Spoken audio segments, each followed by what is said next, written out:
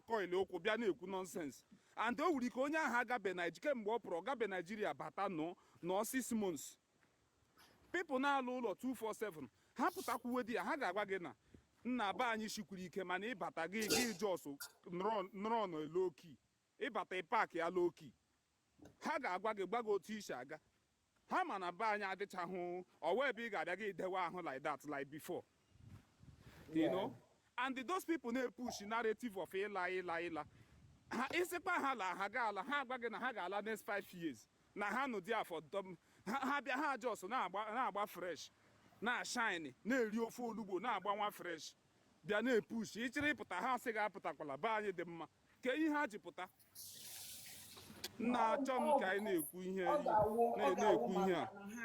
ọ ga-awụ maka na ha macha ahụ ya ọ ibiri di gị mara ihe na anyị nwa anọ ihe na aladu sef anyị na-anụ some of the stories ọ ga-eme dị gị sef ụjọ a na-atụ gị so onye plan ịga onwe onye gasị na kpọrọ ihe kpọrọ ụmụ ya lawa na n'ala Igbo ụjọ ga-atụ ya onye chịrị ịbịa sị onye puchiri push narrative ọwụkwa ịla visit ịla ga nụrụ na be anyị ya la ha na ya see vidio ya mee vidio ekwuole m ịchịrị push narrative a ịla ha na mee vidio my brother onye ọbụla chịrị bịa obodo oyibo ya bịa obodo oyibo ya bịa beta ị na-abịa mana kọntrị na-abịa light enwere ihe ichiri ikwu gị ikwu light tiri anyị ọnụ megodo mmutu tigo. Okay, good morning sir, good morning everybody na-ege anyị ntị.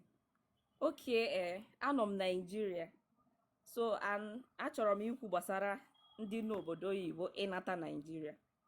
Biko nụ ihe ga na-emere ndị nọ na Nigeria bụ mostly ndị a n'Igbo anyị bụ na-ekpere anyị ekpere eziokwu m niile ọ bụrụ dị so insecurity ka a na-aya jealousy envy everything ihe a na-erigo di self and anụrụ m that na ọwụ the insecurity the biggest excuse me ihe m notere wụ that the biggest threat wụ this jealousy and taking somebody's life is cheap. Mmadụ nwere ike ịkwụ mmadụ just 50,000 naira aga maybe na even in your working place as na onye gị na ya bigodi n'ụlọ self can waste your life na Nigeria as I'm talking to you now onye gị na ya bi na compound can even waste your life as I'm talking to you now.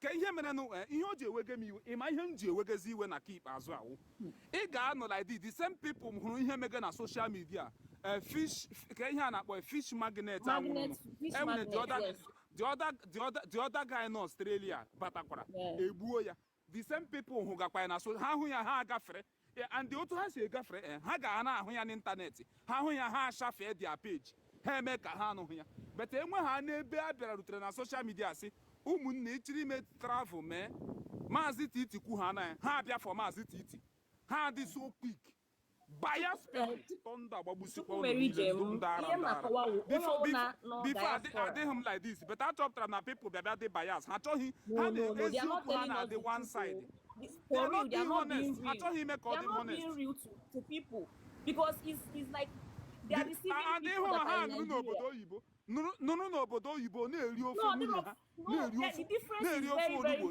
na-agba fresh. Ọ dịrọ ka onye nọ Nigeria kwesịrị unu bụ ndị nọ diaspora kwesịrị na-ekpere ndị Nigeria ekpere because a lot is happening. Let's forget about the insecurity. Kedu ka nwanne na nwanne si wee nọrọ? Kedu ịfụnanya? If there is no love, enwere ọzọ ịfụnanya. Nwanne ya ebinite dị against his own brother. Enwe ka na-akpọ kedu ihe ka ebutere insecurity na Nigeria? Or enviness, jealousy, what brought insecurity? Or enviness, and what was it? One now for one day and I, one now for one day and I. Kediana cause all those things because they want if let's just preach love because they believe this is all part of love. You na cause yenda ni nebo if unaya. Oh, we can one can oh we can liene butin insecurity na self na Nigeria mostly na Igbo, but na one get set one layer up. You will not know where the thing is coming from. Iyamano from your own inner, from your own family, ka those things in a general pota. So let's just leave the ayalapi here. Can you go from Onwai? Let's start from ourselves. Because I believe me and Kabu here from ourselves. Let's love. Let's can we means of love among Igbos. Ki Igbo fukeno we hanaya first. Because enwe ifunaya udogadi. I believe. Mana mgbe bịa nwee ndị na backbite each other Onya na-ebute insecurity. This guy enwuru, don't be surprised onye set ya up bụ onye ya na ya na-eli from the same plate. Don't be surprised. So all those things a na-ekwu maka ya. Ị na-asị na a na-enwe bad influence. Bad influence dị, mana enwekwa love among yourselves. Enwekwa love, enwekwa ihe dịka love. Jealousy, if you're going in your working place, even that person, if you know onye you rely on, will be the person that will stab you at the back. Oh, here in Afuna, Nigeria, of which now abroad or they're all like that because they come from different countries.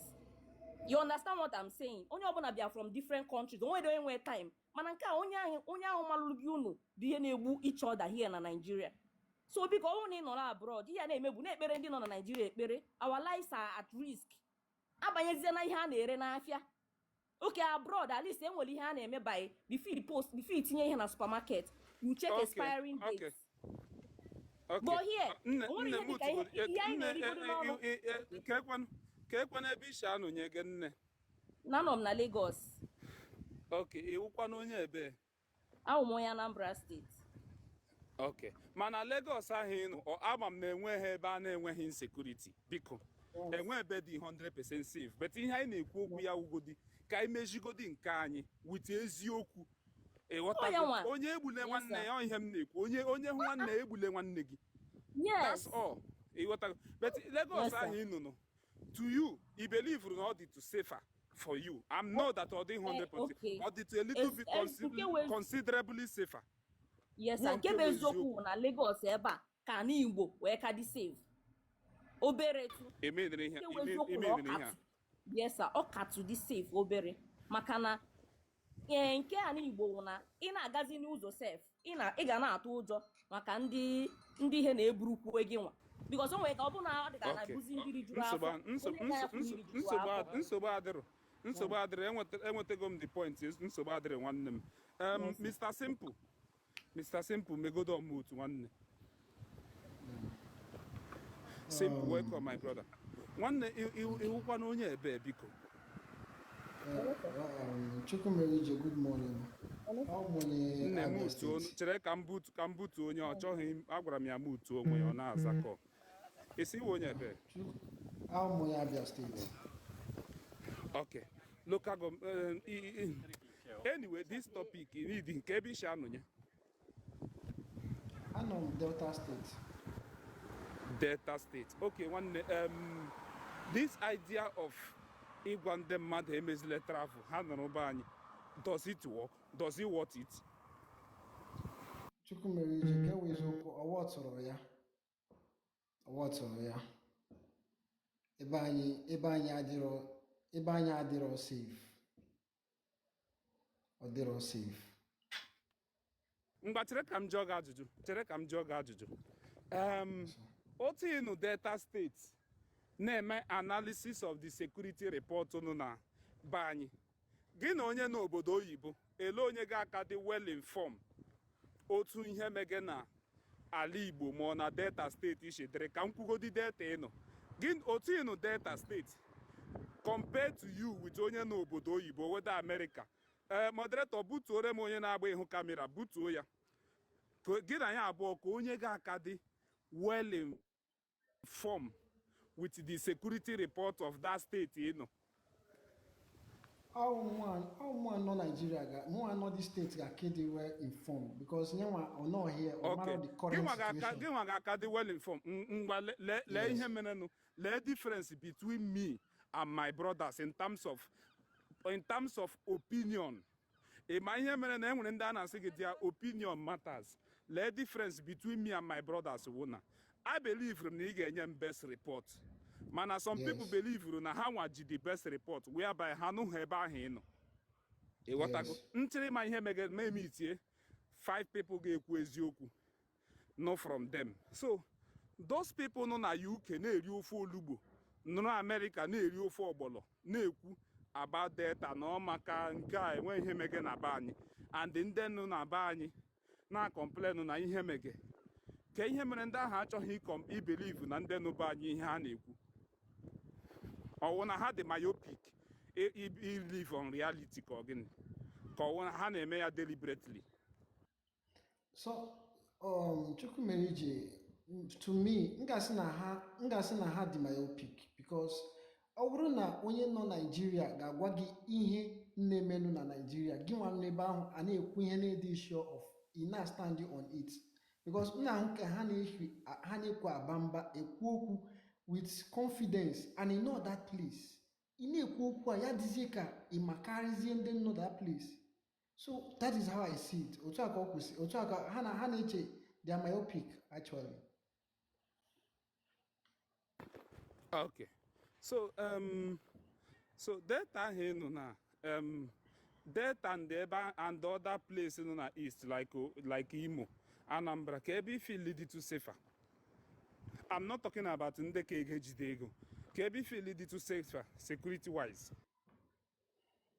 Security wise, between Imo State na Anambra.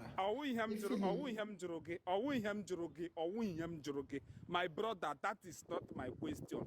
Living in Delta or living in Imo and Anambra, Kebe the safer, or living in Delta the safer, or living in those two states. But living in Delta is the better because Anambra are the safe.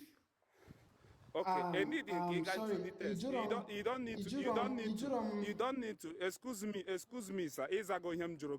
It's okay. You need to hear into details. It's okay. I'm a military personnel. And I am a joint task force. Do you understand? I'm a military officer, so I am a joint task force. And that joint task force comprises the Army, the Navy, the Air Force, the police, civil defense, anything that has to do with the forces in Nigeria. So, and all these things are a kind of situation reports. You understand? So, all him could not this thing, all him could put on this box because a lot of people will not know what is happening in the East. But how they feel it based on na social media, but it's not really like that. And like that guy Mbera here just now on Kuku that of Nigeria. But my brother, chere. You need who? Na East. Where report to that they will go there. Security issues or we here mana onye nwere sense ya nụrụ ha nwama gee ntị ha nwama East ha nwakwuge n'okwu a gee ntị ihe na-eme ndebe anyị wụ some of us are hypocrites. Him to see some people are hypocrites. Ha ma the reality but they don't want to say it and ha chere bịa pretend ya ka akpọ ha just pretend ha and then you become a good person and you think you are safe. You are not safe. When the knot will hit you, it will not know your pretentious life. Maybe a certain place in Abanye by 12 in the night, they dare not try it. They know, but they just want to come and pretend on social media as if no matter whatever they think, they want to come and pretend on social media. Kahana some accolade, but in reality, they know deep in their mind that this their pretentious life it ends on social media. When it matters, they will have this very careful. So if feel naive, they know the reality. They are not naive. They know the reality, but they are just pretending. They are just pretending. Okay? They are just pretending. Take it from me. They know the reality. They know everything. They have report, but they are just pretending. They just want to feel like this is the one they want to say. Ka na ha the more Igbotic. But that is not the case. Okay, so they know the reality. Talk to Dali, please. Let's hear from you.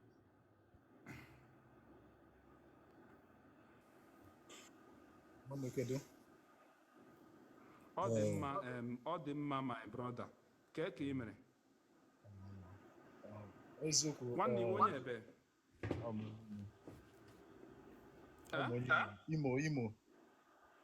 Imo. Okay. Kebi Shano, my brother. Okay. In London. Yeah. Okay. So welite tolu kam na go fuma. All right. So here insecurity. Because insecurity. Owu ihe mbira abia ha insecurity because onye na abia here enwere m line of conversation, okay? The only Platform ana issue m ama is otu m si discuss okwu. Mba my brother, ewuhu nyekwe adị ka m enye gị password this platform gị rụọ nọ ya otu ahụ ị chere ịrọ, asị gị mba pụtawa ebe insecurity ọwụ ihe m kwuru. Be anyị, this idea of ịla be anyị or ya wụ the best ka people Ana m should ala stay stage. where they are comfortable. Gee ntị, ana m ala stage. Mba ọwụghị ịla steady, ọwụ ihe m kwuru. Ị ga-ala disi ga biri na be anyị without abịaghị obodo oyibo, ọhịa anyị kwuru. Ọwụghị ịla steady my brother. Na ngala disi gabiri na bayo ebe m nwere Gabiri na Nigeria, gabiri na ala Igbo without abịaghị obodo oyibo. Can you do it? I mean, ya na m chọrọ ịga biri n'ala Igbo, aga m ebe m bi ebe already ke o making sense. Ihe nkwu gị na-make sense. Onye biri ebe a start go life ya here. Gị si ya ọ ga-aga biri there. I mean, o make sense. Ị ga-ajụ. So those people na-abịa na-epreach na social media like I was doing it before. Onye m hụrụ m si ya nọrọ n'ala Igbo anyị ga-emepe poultry, nọrọ mewe poultry. But abịa mbịa chọpụta that nwe ọ dịkwa mma mana ọ dịghị mma. You know? So ihe m na-ekwu, the people na-agwa ndị be anyị laa with isi ị na-ala be anyị steady with the look of things or the advisable a young person chọrọ ịbịa gbara onwe ya mbọ eje ọsọ paakị ya ka ọ nụrụ be anyị mewe business, how risky ka ọ dị? Aga m eme mmadụ advice onye na-ebe a na-emere onwe ya ọfụma ka ọ laba anyị ga-nọrọ mewe business but you can invest home. Because more and women with a lot of business may invest back home, which now get a latest steady. Like every 3 months, 4 months, it's actually already better last month. The thing will Otishi dosa your profile will get a make people running around. Mbata over major lapo ripo na udenwa and when your man am there. So ungakwa gina elect your business mara otosha gaga. So aga m asị mewe mmadụ advice ya la ga biri nọrọ dị a onye mega ọfụma ebe a because enwe mgbe ị ga-compare the exchange rate and everything. So ị chọrọ ịla gị nọrọ low profile ịmara na insecurity dị too much and egbughị mmadụ aghara erase dust gwa people na in around people achọwụta anapụta gị ego because ha mana ha bịa na gị ego ahụ legit ga-ekwe enye ha. So ha ga-abịa in a way ị na-enwe any option and any choice than inye ha the money. So I would advise people have may invest home. Hana agaru na check here because when my guy Mary enye 1 year ego ko Mary invest na home and the sister Amelie account for again for past 5 years. So once in a while get la roll or check ihe dowere mara oto shaga but owu nke ịgaga nọrọ obodo adị mma ya go nature ege nọrọ anọrọ ya rụ Lagos more Abuja, if Abuja they were safe as well.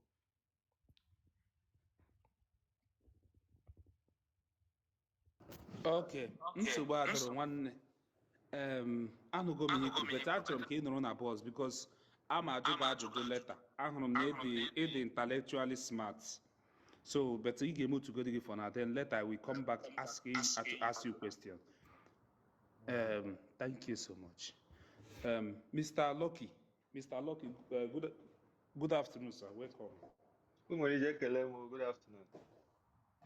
Nkele m nwanne, ekele m. The only person,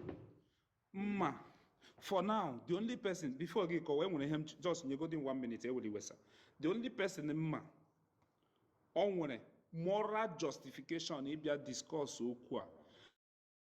Asem na ndị ọzọ enwekwe moral justification. The only person who that about one example bịagwa people full ihe o kwuru narị Mr. Sonari. Oga Sonari na-abịa here sometimes, maybe nwunye ya na-abịakwa. O nwere because one wu the die kwugo okwu a ya sị nwanne ala m ya sị that because I challenge puturu m as a challenge si onye mana ọwa onye Igbo nụrụ ezigbote obodo oyibo ya enweta paspọtụ dị oke ya sị nwanne ala m lekwe paspọtụ akwa European passport ya flash ya na kamera lekwe ya chepụta ya na chepụta dị nke ya ke ezinụlọ chesi lekwe ya beta ọ nọ na be anyị ọ na-emere onwe ya nwa biznes ọ nọ n'ala Igbo mana e nwere ihe o kwuru that na ọ dịghị izi o kwuru kewe eziokwu ọ na-eji ebifit onwe ya very well. Ọ dịghị easy. So since that time I'm struggling to see another person like that. Mbịa na-achọpụta that na many of ndị na-abịa na-epreach this ịlaga nọrọ na be anyị bịa mewe poultry bịa bezie dia. Many of them wụcha ndị n'obodo oyibo and isi ha la ha gaala ka ọ bụla esi nwanne laa na picture gwa anyị na ị nọ na village mewe this business, they will not go. They will not go. Yes, they will not go. But ha dị quick ịbịa sị ndị mmadụ lawa ndị ha chi hụ a young boy chere pụta bịa gbaa mbọ ha sị ya na ya apụtakwala. So that narrative achọrọ m ịkwụsị, achọghị m ị na-ekwu ya. Onye ọbụla chere pụta chere ịbịa bara onwe ya uru ya pụta. Mana onye na-ame travel ya marakwa kọntrị ọ na-aga because e nwere kọntrị ị ga-aga Naijiria akakwa ya mma. Nwanne tiri anyị ọnụ Mr. Lucky. Go ahead, sir. Chukwumeje ndewo. Okwu gị na-atọ ka plantain na ma ihe ikwuge abụ m onye Imo steeti mana echi m ihe a anọ m US na. So ihe niile a na-ekwu ihe a na-ebisa bụ ihe ikwuge na ụmụ taa ka obi enwere m ọnkụ ịghọtago nọ US mgbe anyị ka dị ntakịrị ikwu mgbe agwa ya sị gị mba nọrọ na Naijiria ebe ahụ kacha mma mana enweghị ofu mkpụrụ mma ya onwe ya ọ nọ n'obodo US how many years ọ kparabeghị mgbe ọ ga-alọta o nwekwara ihe niile but ọ lọtaga. Now ndị a na-apụta ha asị ibe ha na ha lawa Naijiria kpara mgbomgbo gị lawa Naijiria ihe ahụ ndị ahụ ndị arụrụ ala ndị obi ọjọọ ndị eziokwu anọ ọha n'ọnụ asistans na n'ala Igbo asistans na n'ala Igbo ihe mega ebe ahụ isi m laga mmaala nwa ụzọ m ga-eji kpọta ụmụnne m niile ezinụlọ m niile kpọpụtacha ha ebe anyị na-anọrọ ebe nọrọ onye ọbụla nọrọ n'udo ebe ihe m ga-eme because ịbịa gesi mmadụ don't jab don't hear all the option onye ọbụla hụrụ ụzọ ọ ga-eji agbalaga ebe ahụ ya agbalaga. But now ka a ga-echi emeji obodo anyị ọhịa a na-ajụ ka oke a ga-echi eme ka obodo ahụ dị mma because ihe mega anyị ugbu a na-awa anya ukwu oke anya ukwu ọhịa mega anyị n'obodo anyị ahụ n'ala Igbo niile ị ga-ahụ nwa okorobịa ga-etolite ọ gaghị achọrọ ihe ọ ga-eme ya asa anya ukwu kara mma den ị na-eme anya ukwu ị gaghị achọ ụzọ ị ga-eji mee ihe ga-abara gị uru mee ihe gị n'ụzọ ziri ezi ọzọ ilezi anya ndị ka ahụ ị hụrụ ụwa adịrịtụle ha mma ga-egazie gbubie ndụ ha half mgbe ha ka na-ebilite chọwa ụdị ga-echi anata ihe ego chọwa onye ọbụla pụtara n'ụbọchị taa na-asị gị na lawa ala Igbo ga ebe ahụ ebe ihe dị mma ebe ọrịa mma ndị ahụ ndị obi ọjọọ ndị ahụ ndị obi agha isikwa ha ala ha agaghị ala isi nwanne ha ala ha agaghị ekpe ala ọ ha bịa na soshal midia gịnị mere asị ha laa DCA na ha ga-ekpe ala ha agaghị ekpe ala na because ha nọrọ na soshal midia laa in fact ha enwechana palọ na soshal midia asị gị na ihe ga-eme ha ji ha agaghị ihe mere ha ji ha agaghị eme ihe mere ha ji ha agaghị ekpe ala because ha bịa na soshal midia ha na-edisiv ndị mmadụ ha bịa na soshal midia ibisa ụmụ ndị ya bịa ha mara amara ha bịa na-ekwu controversial something na soshal midia ka ifilie na ọ wụta nkụwa in their mind they can never do that thing in their personal life ha agaghị eme for one day. So sometimes ndị na soshal midia mụ ha na-akụ ndị a na-ekwere ihe a nonsense ka ha kọga ihe a they will never want to come, they will never want to show face, they will never even isi aga ala Igbo ha ga-alụkwa na Lagos ha ga-ahazighị ha ala ha nọkwa na Lagos ha ga alarụ East ha lawa East ala nwere ike bisa ha na-eru dade ha na-efepa ahụ.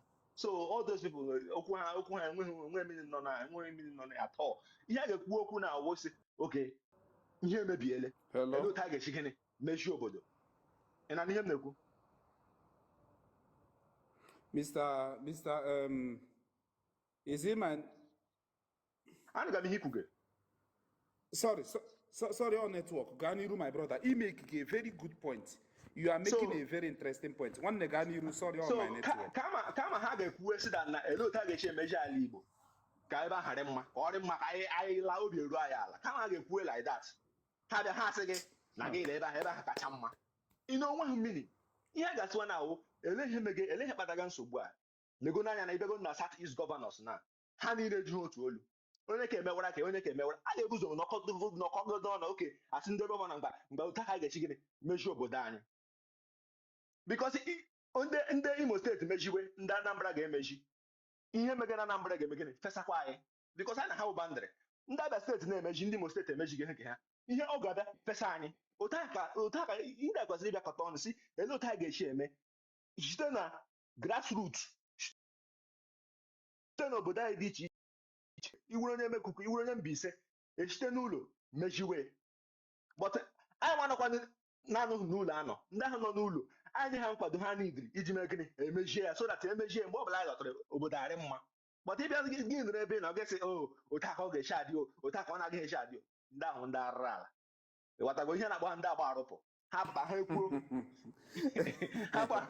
ndị agba arụpụ ha pụta ha gbuo pịa ha tie onye gburu ha ebige gị most of them ha bige gị ha hapụ gị mmiri n'ụzọ mmiri anwa gị majụsị gị oyi imeela ha gwere gị mmiri gị bịazie gị ha elekpe ndụmọdụ ị ga-ahụ enwere nke mere n'ahịa before ma eme ha ma bata US last year the guy shi Germany lọta ka ọ gaa airport n'ụzọ ihe a ka a gbagburu ya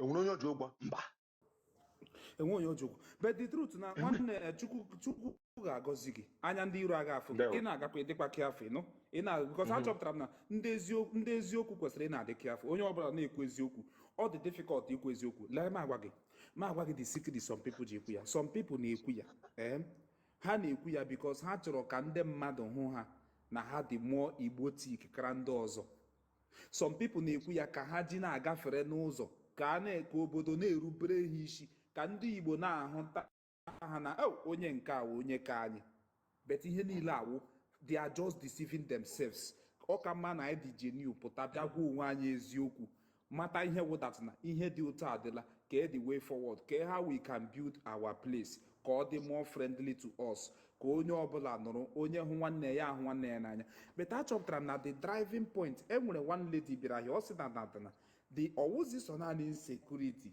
based on ndị ọjọọ na ọ sị na the hatred ahụ ibe ya anya onye ma onye iwu na your village ma ebe ọ ma onye iwu gị na ya dị so close ya wụrụ na ịbata gị ọhụụ na ịkala ya na level ya emewere gị anya ụfụ before ịmatago ya elewe ya nọọsụ wa plan otu ochi aha ya boys ha agbagbuo gị so something na-adịwaziele na ọ dịla so people na-anụkata mewere ibe ha anya ụfụ nwanne biko my network ka gịnị sorry people na-emezi sorry ọ ga-awụ na so people na-abịazi na-emeziri nwanne ha anya ụfụ na-emezi it might not be the same blood brother like people na-abịazi the same ogbe the same kindred the same village enwe ndị na-emeziri ibe ha anya ụfụ these days the same blood brother na blood sister na-eme anya ụfụ gafọ gị na asịzi the same village gịnị eleke obi ha the same blood brother ga-emere gị anya ụfụ meji in fact kwụ ụgwọ sa eme ihe abịa jiri gị ya anapụta gị ego ịghọtago so ihe nọ nga ahụ wụda na obodo asaala and ihe kọsụga ihe awụ oke agụrụ nọgide ya ozi omenala because ihe niile emege n'ala Igbo na-awụ duto obodo adịghị mma ị ga-anọrọ like this inweta ihe ị ga-eri awọ nsogbu ịnọgide ụta anọgide echiche ọjọọ abatazie gị n'ime and onye ọbụla bidoro ndụ ọjọọ ahụ ozugbo ị gaghị akwụsị ya ọ na iwe onye na-agba mbọ normally let's say gị nweta daily pay gị 5,000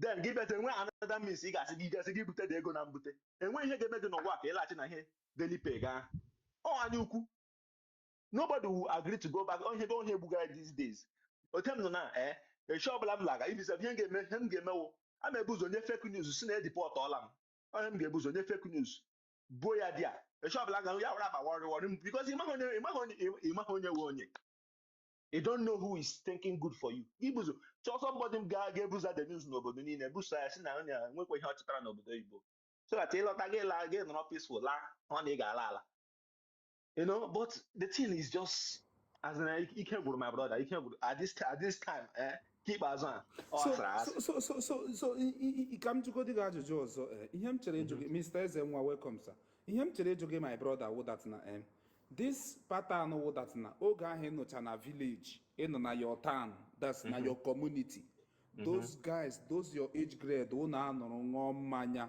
dị so open onye ọbụla ị nwere ike ṅụgide mmanya jos gaa nyụọ mamịrị akpawa gị ga-ehapụ mmanya gị gaa pụọ batakwala ike ịmago mentality of ihe ndị ogbe back then ịmago that mindset wụ ụnụ bịa onye ọbụla enweghị onye lega ibe onye ọbụla nụcha average enwe onye wụ the rich among you ịghọtago onye ọbụla jos hapụ mmanya gị gaa nyụchara mamịrị by the corner road pụtakwa nụrụ ụnụ na-akpa nkata dịcha free ya abịa ya chọrọ gị bịa gị chọrọ ya gaa na be ya so those lifestyle adịghịzi na onye ọbụla na-egbu nkwụcha na because obodo ihe niile eme ibisef ihe ikwuge na ihe ikwuge ibisa ịbịa na family setting na gị ile anya mmakukwu anyị na mpakwukwu anyị ahụ jikọtara ezinụlọ anyị after ha nwụchara gị hụ na mpa gị na nwanne mpa gị ha adịghịzi na mma nwanne mpa gị nke ya alụpụrụ alụpụ ya nwere ike ya adịla ndeka nsogbu na-anụ ihe nnọkọta ha anọzi ebe ka ezinụlọ na-anọ ozi ndị ahụ gị na-atụrụ n'ogbe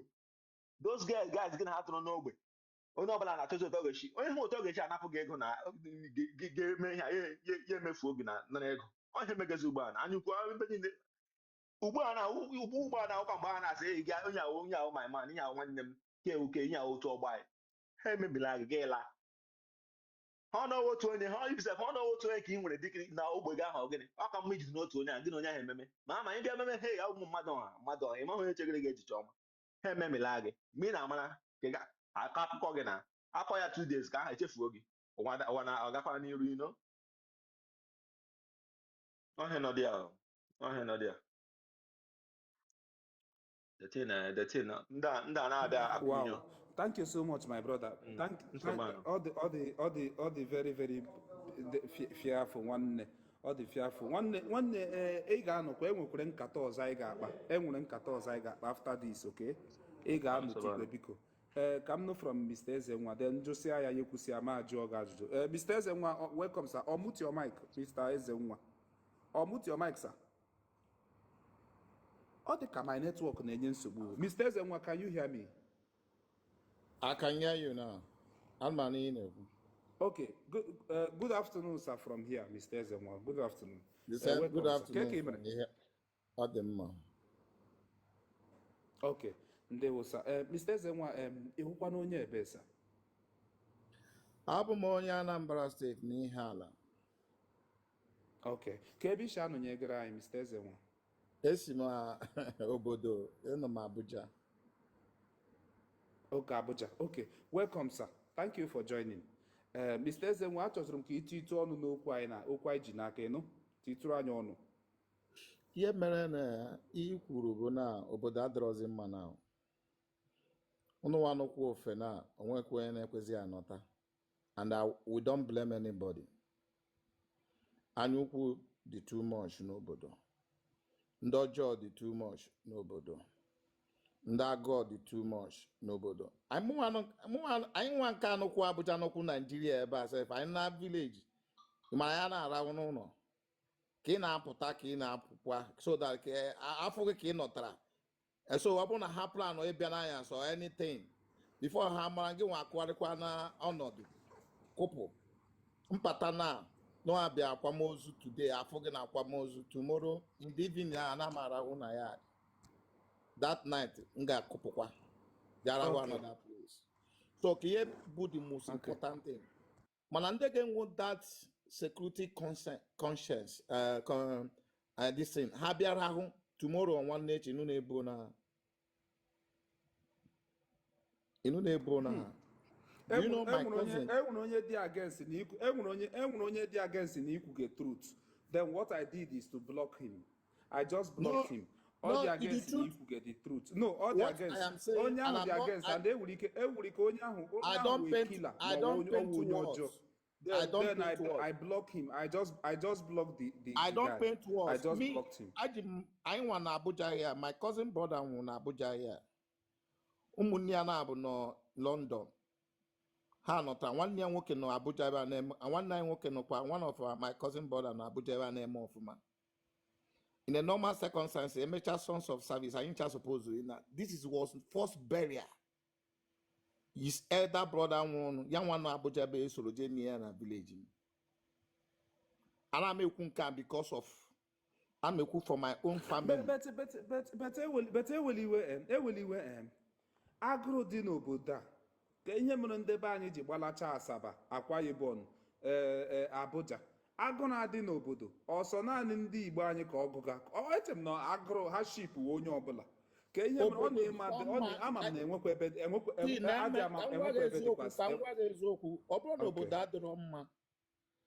If you're in my village right now, Ihala is a township. Right from when I was a childhood, I grown up seeing Ihala total. In a guy with any place, in a guy for Ihala total. I grown up to see that total at the age of even 4, 5 years till now. It's still running. Ihala is a big township. 2023, my younger brother lost his wife. And they tie akwamozu. Nchechi niile ngeme say ka oiji flight, oiji motor. Only one thing that helped me that I summoned courage inside me, because na aka m dị ọcha, abụrụ m onye ọjọọ. I summoned courage inside me. I say, how many people can get a flight? My wife, my children, kanaba iha mba. Nse ka I buy flat, ka njiri motor. Narukwana ka yenga na-eme na village without motor. Mwemeran narrow village with my car. I discard myself. I do not Siana. My elderly only isi nọ na my family. Ime ya gwara m eze. So ngo abụọ katara obi n'ihu niile. So ngo na anata we pucha nnekwu moto niile a wee nọta. Na agwa gị ya for over 80 years. Our nnekwu papa na village. Ya gwara eze. Ụmụnne ga na-ekwezi anọta nọ ha. Onwezi ndị na-ekwe anọta. So ngị nwa katara obi niile a wee nọta wonsi na mma agba na be nna so na onwe onye mmejọrọ. Nkụcha ka mbọsị a chọrọ ime mbọsị ndị mmadụ chọrọ isi Abuja abịa. Onwe batara na around 7 p.m. kwụsị na Ezego Junction. Mpọ ka ndị ebute ya. Do you know ihe ala na kugudeti, ihe ala mma na kugudeti daybreak. Ịpụta na Ezego Junction dịka ebe mmadụ ebe niile anwada ndị niile emechichana. Ebe niile atụrụ jụụ. Uche achọ ka ọ bịa m, I summon courage. Bute onye mbujeje bute ya na hotel si ayara ahụ wee nawa ka nna ana afụrụ m ofu moto. Sọsọ onye mfuru ndị mfuru bụ ndị bike. Ifuru ụzọ Azia esi akọt shortcut to Ọka ise no go area na ịgba imekata emeburu moto gather place ebuo gị live. No go area every ndị mmadụ nọcha ebe a agbacha n'ọsọ. A na-ekwukwa nọ Edison. Ndị baya ejizie the thing na atọrọ the whole village. Ịbata na this asị na iji ego bata na ịnọtara asị ịnọta. Ihe ọjọọ anyị nwa bụ enemy of ourselves first and foremost. Mana ịma na onwe some village ị ga-agakwa na east. They man, their youth are very updoing. In not like this. Ibatana everywhere ana akụ onye bụ visitor batana in that village. Heboya. Ha man onye visitor. Ane ya asisenda ka mari ọ chọrọ perform. Mama when some side our ndị Igbo side ya bụ iruo ha menwuru that kind of thing. So we put the problem anyị nwa bụ ndị Igbo na-enwe. Onwe mgbe anyị mechara ndị nọkwa ofe ma ndị nọ Lagos ma Abuja ya a na-atụta ego maka security. Our new governor abịa sị ya ndị gọvanọ bịazie kụsa everything o mekwuzie nachacha ndị disini ebube gịnị problem adị. Ị na-aga Ọka kịta even inside the Ọka road na a na-agba mmadụ on the road. Ha na-agba mmadụ on the road. Ya sị m na gịnị? One, agụọ, lack of job, lack of anything. Anyukwu. Ị na-ekwu anyukwu enwere ike ọ bụ the self. No, yeah, my brother kwuru ya. Your own brother inside your compound nụrụ na ịnọtara gị information na ịnọtagokwa. And that is the truth. na-ekwu outsider. Oke nọ n'ụlọ gwara nke nọ n'ezi na azụ dị na ngịga. So okay, yes, ready. And the problem I want at this country, I ask Nandi by acting that I want love among ourselves. Sorry to say this. Peter Obi won on president election. One of the things again, oh, one day by na Bariambo. So what are we trying to say is that we need to come up. And the kind of God bless us that, and let me tell you, one man of God said, he said, Obu Igbo man actually this country, like this country I had them. Kamba dezo only Igbo boy obi, ikushi obi, may he mepoti ofuma. And this country, Nigeria as a whole is bad. In a Ugwu Hausa, abroad not on here and a east called in Ugwu Hausa. On area but no go area na side Ugwu Hausa. Ugwu Hausa. Like when I'm a telecom man, I have offices in the whole states. I used to travel with my healers from Abuja to Kano, Kano to Zaria, Zaria to Katsina, Zamfara. Do you know those areas now? I cannot travel with my car now. Not dead road, dead zone. You thereby. The Hausa people who would indigenous say, no, they cannot. He said you cannot even try. Them there sometimes they go hide. So in the whole Nigeria, the people had this security now. Anything. The president will be or go be a hancha. They suppose you me or yenyaha or post call or it put as if everywhere. Ndame was quick email overthrow again because ego hand in winter. Now this civilian government, Habro as army, they can't get it. And in our portal as a retired senior officer, in our retire with every of your benefits. Some of them will use that one to say, what am I going to, if I take risk, it backfire. One come man and retire, whatever my benefit, leave for life. If you don't want to take the issue, man, by the time, one office is supposed to know what that situation. Only one human right in Abuja here. Ahmed, do you know how many times they are fighting that guy, that man? Because of Ezoku.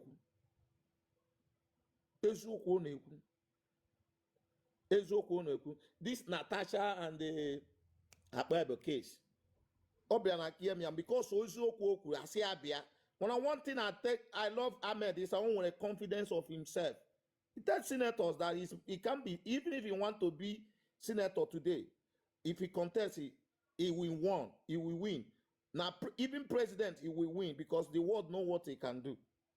He said, but he don't want. He tells all the Senate president that he's not coming. There's someone him to come. He said he will not come in. What is gives him come to oh my own man? I want two people like Ahmed Isa in Nigeria, Obodogadema.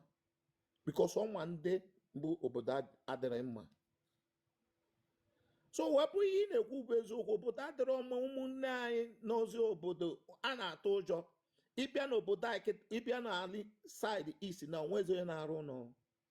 Iporene area, Ipotasen, block, raw. When I say again, development is easy everywhere at the door. So, in a Kubezokumana, I in a better Kachineke, I want wine, is over. Can strategize how we keep our villages safe because a battalion also, go do in on a village. You are answerable to them. You may have to do Omegogi. Tapota today, Sinapota, bio, Nguru, or Corner, Buchandon on a Gurugi, Omega effect. One name, oh, yeah, he gave been off here. He gave been in, oh, she's somewhere. It's from there's somewhere history, a bit weapota. So, Webrumia, there is a fact. Him and I end we are because as I put over, I will zook with 2 years already. Yet I can say right now. Now, that Oboda they run manner everywhere. But we need to strategize the way we bring peace. within ourselves in the southeast, all of us. Capisci, ready? You cannot do everywhere. Nowhere he can drive. Do you know, sir, there are some people, so one guy came back from Ofe, Nota, there are on a hotel. They even followed him to the hotel, Boyana Hotel. So all these things, onye cannot see a Chobaki Anota village. It was onye cannot hear. Oh, the only good things they and then on a village and then send the ego. Man, ain't not as a Kebia and not a Kebia Kefunde Bono. On all the difficult. So no, I got me again that thing so that Kia de ma. Obokwa mo ihe a na-ekwu bụ eziokwu. Agod n'obodo. I ain't want no security anymore. Okay. A na-ekwu this is now the Kano a na-ekwu lockdown. As a matter of fact, tomorrow. Mr. Ezenwa, thank you very much. Achọrọ m ka ndị ọzọ tito ọnụ and enwere aspect m jụrụ ka anyị ji discuss ugwu. Yeah, thank you so much. Lucky, enwere ihe ichiri chip before ma jụọ Ugo. Ihe amajụ Ezenwa jụkwa gị. Mba, chip, jụọ m hapụ ịjụ ya, jụọ m. Ihe m chiri ịjụ gị na-awụ ihe ọ sị na ndị Igbo ahụhụ onwe ha n'anya. I believe na ọ wụ eziokwu. Ọwụ onye ọbụla enwere ndị hụrụ onwe ha n'anya beta enwere ndị enemy nwe ndị hụrụ onwe ha n'anya beta ọwụ onye ọbụla ihe a wee abịa data issue ebelieve m na ọwụghị onye ọbụla ịgwaga eziokwu because aga m atụrụ gachi onye Igbo enyekwerele m aka at least enwere m ndị kemgbe m kwurobịa obodo oyibo enwere m ndị Igbo atọ nyere m aka nwekwe ndị gbakwara mma ose ịghọtago agwa gị na enweghị ndị ebe anyị wee obi akpọ onye kwuru ya n'ọwashi ndị be anyị wee obi akpọ nwanne ndebe anyị na-enye ndebe anyị enwere ndebe anyị wee ezigbo mmadụ ha ga-enyere gị aka eziokwu m na hapụkwa njakịrị they will just help you but enwekwara ndị ị ga-enweta ha awụ akpọ they will just wicked you so ihe awụ something that is individual ịghọtago or something that is individual but the only thing nka m gwa gị whether onye be anyị ọ dị good ọ dị njọ gị na onye be anyị na-eme ihe ị ga-adị very careful in as much as ha nwere ezigbo mmadụ whether you like it or not e kwuru ya atụrụ ya ka elulu ọwụ ụmụnwa kwuru ndị okenye ha sị gị na onye be gị na-eme ihe ị ga-eji ngaji ogologo ịghọtago so whether ọ dị good ihe m gwakwara gị opio amasị gị meet onye Igbo wee kwuo deputy Jesus Christ gị na ya na-eme ihe uche gị ga-adị ya n'ọkwa gị na onye Igbo na-eme ihe and ị ga-adị careful ị ga-adị smart ị ga-adị wise ị ga-amara ihe in as much as na ị ga-enyere ya aka dịkwa careful ịghọtago because nna abụrụ anyị shiri ike ndị be anyị shiri ike ịghọtago ezigbo mmadụ dị bete ezigbo mmadụ Mr. Ezenwa isi okesa achọghị m enwere aspect m na-achọghị ka anyị baa na this conversation onye m ji ekwe nchi gị nke ikwuru isi oke so nwanne ndị Igbo afụrụ onwe ha n'anya ọwụ onye ọbụla ịghọtago mana ndị fụrụ onwe ha many people makwa na otu a ha nọghị ya ndị Igbo onye Igbo enyegoro ha aka mana enwere onye Igbo mere na ịwa yes ọ dị possible. Sure. Of course. Enweghị onye ga-abịa ya ya sị gị na onye be anyị ji jeta nwunye ya ọ wụ ezigbo ihe enwere onye ga-abịa ya sị ha na onye be anyị mere biznes ya ga-rie ego ya enwekwara onye ga-abịa ya sị gị na onye be anyị nyere na ya aka ebe mgbe ọ biri obodo oyibo ebe ọ na-ehi ọwụ onye be anyị like I told you enwere ndị be anyị nyere at least I can count like 1 or 2 people ndị be anyị or even 3 ndị mma wụ na through them enwetago one help or the other so mana ịgwa gị eziokwu whether you like it or not gị na onye be anyị na-eme ihe you have to be very smart you have to be very wise. Yes, na onye ọbụla anyị na mmadụ ibe na-eme ịkwesịrị ịmụ anya mụrụ anya ọfụma ndị azụzụ zakwara na mgbe ịzatara ọfụma because but enwere one thing I can tell you for sure 70% of ndị be anyị na-eme ya and before m ekwu okwu a adị m sure of this at least ndebe anyị hụ dị 170 na-eme ya ndebe anyị na-etinye anya ha na-etinyere mmadụ anya whether we like it or not 70% of ndebe anyị na-etinyere mmadụ anya like ihe a na-asa mind your business this ihe enwere ha na-akpọ spirit of mind your business ọ dị ha n'ahụ ihe ọbụla ime gị na they might not attack you but ha nwere that mindset itinyere mmadụ anya. Sure. Yes, ha na like itinyere mmadụ anya this mind your business they don't do it and don't ihe merenụ enwere ụdịrị business ị ga-achọwa imepe gị gaa ihe dị ka n'ugwu gaa n'obodo ndị ọcha gaa na yoruba enwe onye nwere taịmụ gị jọs ị na-emere onwe gị ihe ị na-eme ịghọtago ndị be anyị na-eti rewegodi pure water nọrọgodi na-ere pure water na-eme eki ya ha ga-ajọs were anya na-eti ọkwa nwaanyị ahụ o rewele pure water the next day onye nke ọzọ eje gwa nwunye ya si ya mepee pure water mewegodi online market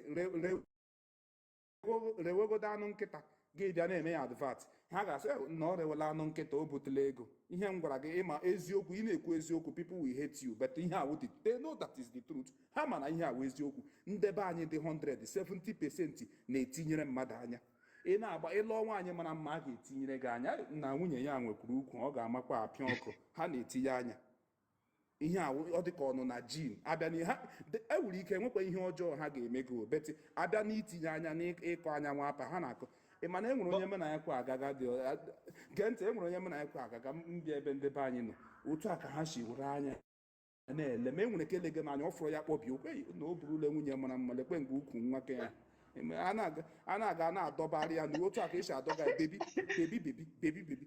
n'ihu ị ga-akpọrọ nwunye gị ịsọwachi kpọrọ nwaanyị mara mma gafee n'akụkụ ndebe anyị otu a ka ha ga-eji many of them ha nwekwara nwaanyị ha nwekwara nwunye nke ha adịghị ha attractive ọzi nke ahụ ịkpọzi ka ha ga-etiri gị anya ha chere ịrịba di a gaa taa ya ka ọ tọọ ha ụtọ ndị ohi mana ọwụkwa onye ọbụla nsogbu anụ nwanne m ga-achọ ka Mr. Ugo tigo ọnụ Mr. Ugo welcome sir. Yeah, thank you, Chukwumerije. Thank you. Ndewo, Mr. Ugo, ma ọ dịghị izi ọ dịghịzi ịchịkọta people and enwere ihe a wee very sensitive topic so ọ ihe mere m ji na-eme interrupt because without interruption enwere angle anyị ga-aba m na-adịchaghị allowed ịghọtago as a host ị ga-adị very smart and diplomatic mata angle ị na-achọghị ka abaa na that discussion ihe mere Mr. Eze nwa kwuo nsị ya mmee ka aga m akanta ya because enwere angle m na-achọghị ka ọ baa with this conversation ihe a wee diplomacy. Yeah. Mr. Ugo ewukwana onye ebesa. Yeah, Chukwumerije na mbụ achọrọ m ikele gị o teela m sowere gị na platform a but ana m enwefe opportunity ịgbagote na your platform na participate na most of the conversations a na-eme na the platform but na-anọkarị na comment section.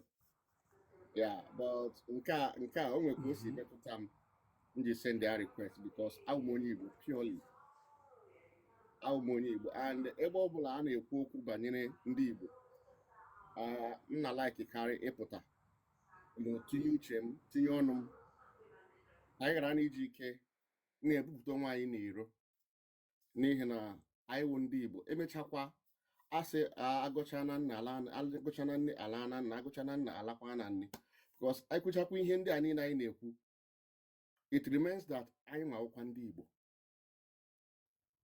that blood as onye Igbo ọ ka nọkwa gị n'ime agaghị ewepụ ya so ọ na-adị mkpa so that o nwere ụmụnne anyị na ndị na-akwado ka ha lọta ụlọ bịa mara ka ụlọ dị but anyị na-ekwu ihe ebe ha na-ege ya before you know it we discourage them and Mr. Ugo, I feel our conversation will make them to be more vigilant while going home. Exactly. People that have, I feel that conversation again, for example, ya wuru na enwere onye si that na iru ha na nga ọkpala enwere junction nunu dia things ihe shiri ike na-eme dia enwe onye chere ga nga ọkpala ọ ga-asị nna anụkwula m destiny ihe ọ ga-emewu ọ ga-agakwa the place but ya egbuo nkwụcha. I feel that ihe anyị megewu ime ha prepare ha ka ha dị more careful not to make them not to go but to be more careful. Enlightenment ọ dependere ka onye ahụ si wee ghọta ya mee ya assimilate ihe a na-ekwu ịghọtara onwe ndị ga-aghọta ya na anyị na-eme enlightenment nwe ndị ga-aghọta ya na anyị na-etinye ụjọ n'ime ha so that's why otu isi amoderate ya ọ dị mma so that onye ga-aghọta ya n'ụdị ọ ga-eji bagharị ya uru so that anyị agaghị aga too far esi n'ala Igbo adịghịzikwa mma maọkwa na ihe na-eme n'ala Igbo yes onwe ebe ihe na-anaghị eme as far as obodo anyị Nigeria or Africa is concerned onwe ebe ihe ọjọọ na-anaghị eme onwe ebe ịtọrọ mmadụ ịga n'ugwu Awụsa na a na-ekwudo okwu ya sef ọ ka njọ ega some western country western states ndị nọ na ala Yoruba ihe na-emekwa ebe a but o nwere ike ha pụta ha anaghị eji ike discuss ya na platform so that ọ gaghị awụ that ọ ọzọala a platform for them to know that o nwere ihe ndị dịgasị anya anyị ma na yes obodo Naijiria etiela well ihe dị ahụ a na-eme n'obodo Naijiria ihe dị ahụ a na-eme n'ala Igbo but ọ gaghị adịkwa mma ka anyị jikwa ike na-etinyekwa ụjọ n'ime onwe anyị dan ịdị na-atụlụ ụzọ enwere ike isi belata ma ọ mebie some certain things ndị na-eme n'ala Igbo. Oge nọ na comment section ekwuru m sị anọ m UK fine onweghị afọ ọbụla m anaghị ala Nigeria even this year agbala m tiketi ahụla m date m ji ala m ga-alakwa Nigeria m gachakwa Nigeria m ga-alọtakwa back to UK. My entire family nọ na UK so but because of na but kam chigodi ga ajụjụ sa it is very very patriotic okwu gị dị mma and I like him okwu ga na-awụ he dị well experienced because ihe awụ one of the most intelligent way iji nye somebody advice and I like him ya edeghụ ịbịa ha bịa mee ya dịka ka ị bịa mee ya ihe mkparị which ị ga-akparịkwa ma ewu my elder so ịchịrị ịkparị ma ịkparịa ma enwekwa ihe m ga-eme my elder kparịa ma enweghị m okay so ihe m chọrọ ịjụ gị sawo ụmụnne anyị ndị anụcha na diaspora ma ndị kenụ Asia ma ndị nụ anywhere in diaspora so na-ekwusị la and ya wụrụ na ụmụ ha nọcha obodo oyibo dịcha safe na-ara enwere post m mere ta enwere one ice cream m raga na airport na-arụrụ onwe m ice cream ụmụ ha na-aracha ice cream dịcha so fresh including you ịla ya dị fresh na enwere ike ịla village gị na ịla na your community na enwere ike shie gị chief enwere ike shie gị new chief na and ịdịcha fresh ịghọtago so bete gịnị mere asị ụnụ ka ụnụ bata asị gị kpọlata ụmụ gị ụlọ ka ha bịa bezie n'ala Igbo chọọ ihe dịka Enugu town ọwa Ụmụahịa ọwa Abakaliki bịa nụrụ na Abakaliki ka ị zụọrọ ha ụlọ ha biri na Abakaliki ụnụ nwa na-ekwe eme ya ka ihe mere o ji dị otu ahụ Mr. Ugo ọ ofe ihe anyị na-ekwu okwu ya na ụjọ na anya ukwu na ekworo nọ a na-ekwu okwu ya dị n'ala Igbo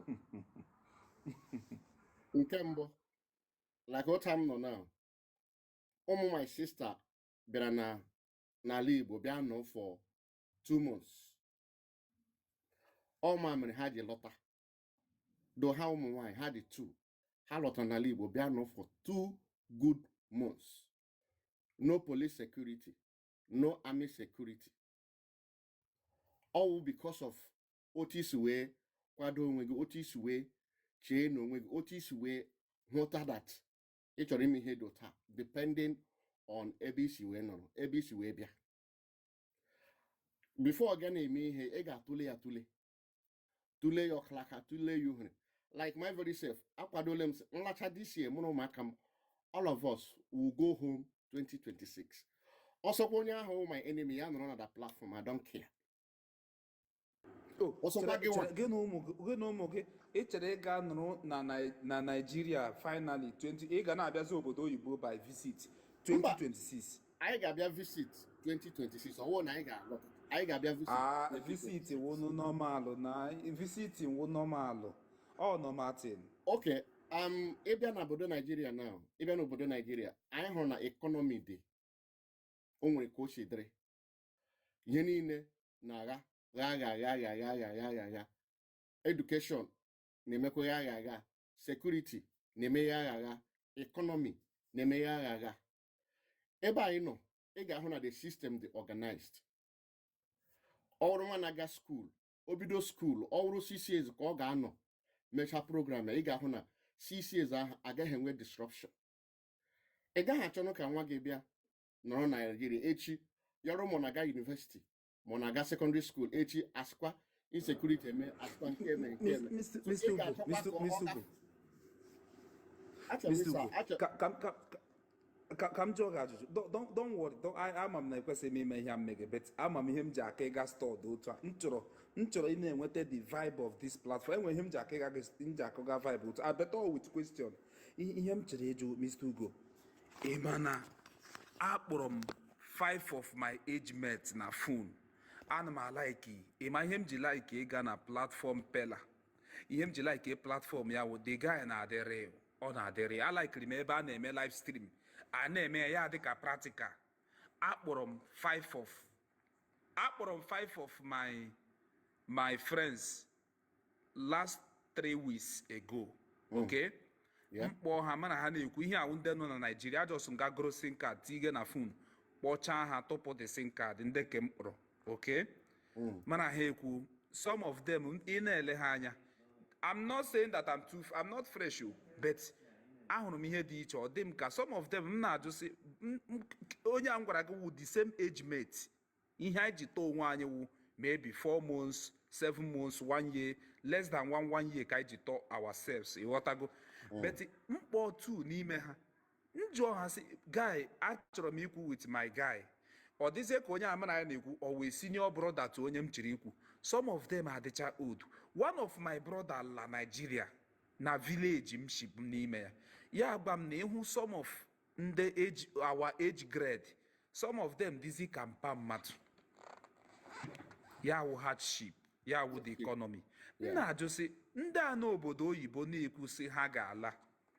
Onye chịrị me travel ha sị ya mba na ya nụrụ Nigeria na ya mepee poultry, ya mepee building, mepee ebe a na-atụtụ mkpụrụ nkwụ.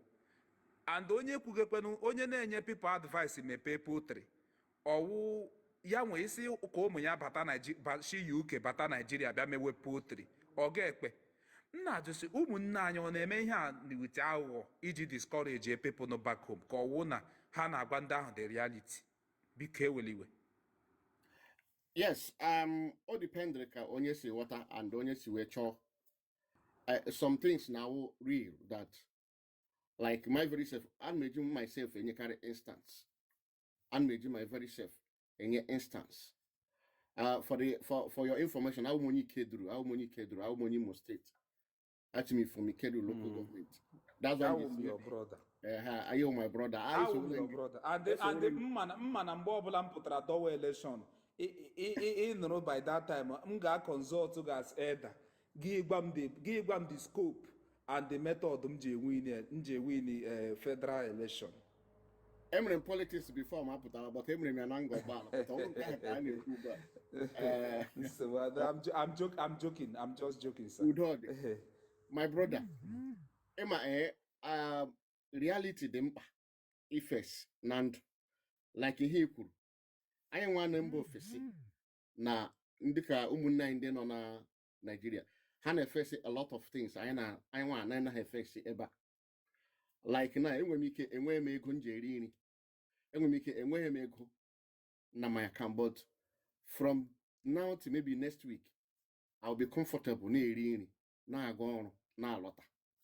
But ọ dịghị otu ahụ to some of her people back home. Ama m ihe nje ekwu. You understand? Enwere ha na-akpọ credit. Enwere m ike I'm entitled to £10,000 credit na UK. Enweghị m as cash.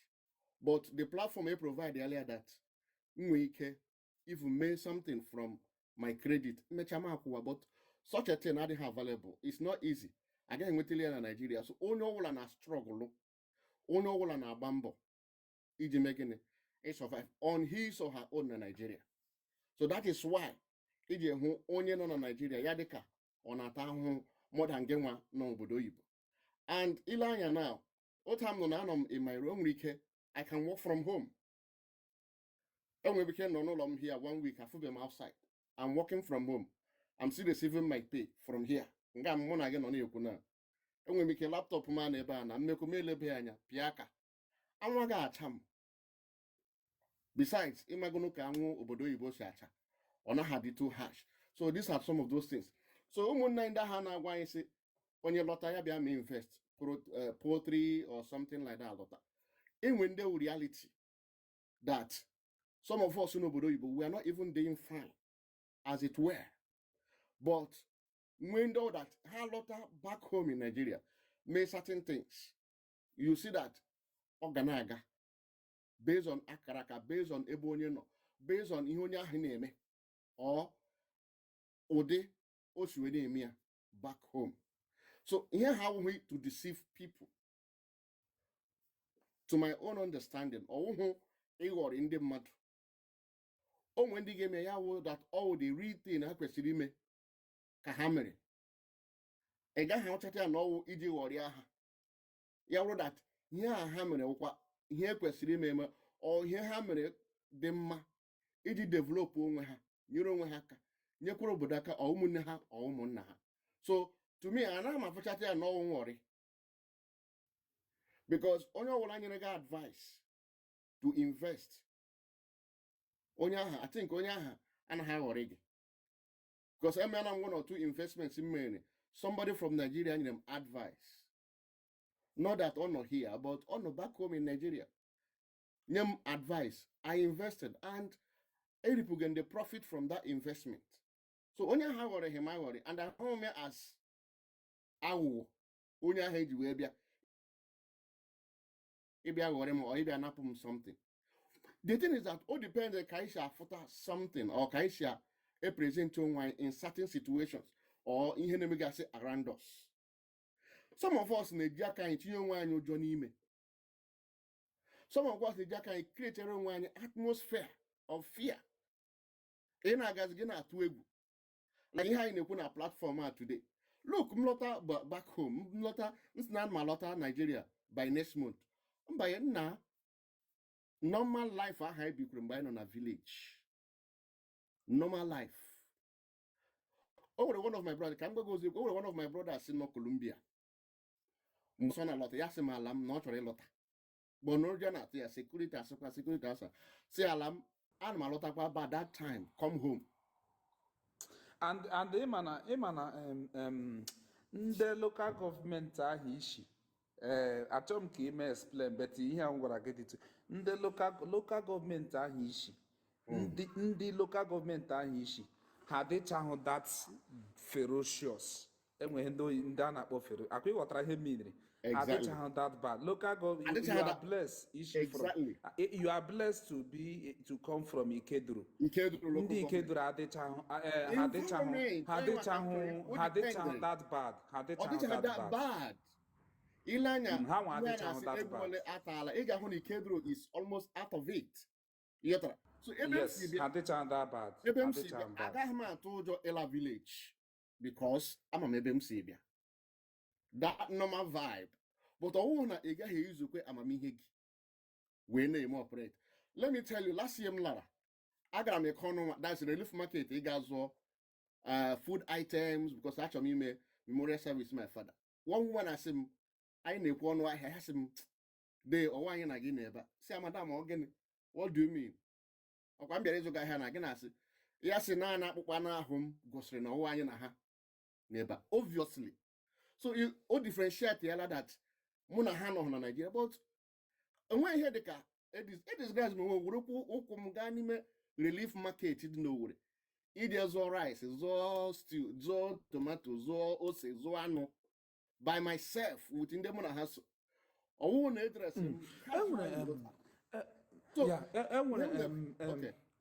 Achọrọ m ka ndị ọzọ tinyetụ ọnụ ewere iwe but ịma okwu nkata anyị ji two discussion one ihe gbasara marriage relationship the first nke anyị na-akpa na so m chọrọ ka ndị ọzọ titụ ọnụ before anyị about other discussion but enwere ihe ị ga-ekwe in 1 minute ka m jụtụ onye ọzọ ajụjụ. No, him na-ekwu that like ihe kwuru now ọwụcha na obodo ala Igbo emebisala because anyị kwughị ọtọ okwe ndị ka nọ n'ala Igbo na-eme ọfụma even from our villages. That's number one. Number two, anyị nwa kwesịrị ịdị that contribute to ịdị develop even our villages. Mara na ịdị na-agbara villages anyị ọsọ. As it is now, enwere m construction. Gentle welcome. Enwere m construction that is going on in my own compound. That's construction. And again, emeghe from stage to stage. And the way he prevent here, all development of our people. ka hapụ ịdị na-echikwe ụjọ n'ime onwe anyị na n'ime onwe anyị ịdị and na-abịa alọta ụlọ n'ala. Mr. Ugo mụ na gị shi the same local government enwekwe asịkwa gị na ndị shi ebe anyị shi wu sent but compare with the report m na-anụ from other section of Igbo and even from the same state gị hụ that na ọ dị m ka anyị niile wu ndị Igbo but mba the ferociousness of mba dị iche iche otu mba shi dị more dangerous dị more risky dị iche iche ana m ekwu ya hia si na mgbe elu ala ụsa onye ọbụla anyị niile nọcha obodo oyibo but onye na-eme travel your arrangement enwere onye Igbo ga-elawa Nigeria na ya mewe travel ya eme budget of 3 million naira and the 3 million naira ya ahụ wụ based on otu village ya shide enwere ebe ị ga-aba n'ala Igbo ijide 3 million naira iwe big boy people will value you, they will respect you. Exactly. Akụ ịghọtara ihe mmiri enwere ebe ị ga-abịa n'ala Igbo ị na-arụ 2 bedroom flat enwere village ị ga-aga n'ala Igbo anyị ị na-arụ 2 bedroom flat ordinary 2 bedroom flat a ga-ahụ gị as a king number 1 and a ga-achọ ka egbuo gị mana ịgwa gị eziokwu Mr. Ugo ị na-arụ 2-story building na my place ịbịa achọghị m ịkpọ aha gaa na the headquarter issue from the headquarter gaa na ebe ka anyị ihe dị ka amawozu yes gagodida side wu ihe eji na-ale ihe ị ga-ajụ onwe gị si ihe ọwa Anambra ihe ị ga na-ahụ ụlọ elu enwe onye lega ibe ya gị na-emere onwe gị ihe imege ị na-arụ ụlọ even ị ga-abata America sef enweta onye hụ gadị gị sef ịghọtago because boys n'ebe ahụ awa young boys dị ha dị hungry to survive enwe onye lega ibe ya meta ọwụkwa na ana-agwọ ọgwụ ịghọtago meta ọ dịchahụ that extreme wo that na before gị itige 1 block somebody abịa were nnọọ nnukwu poison bịa tigere gị na ka ọ wepụ ndụ gị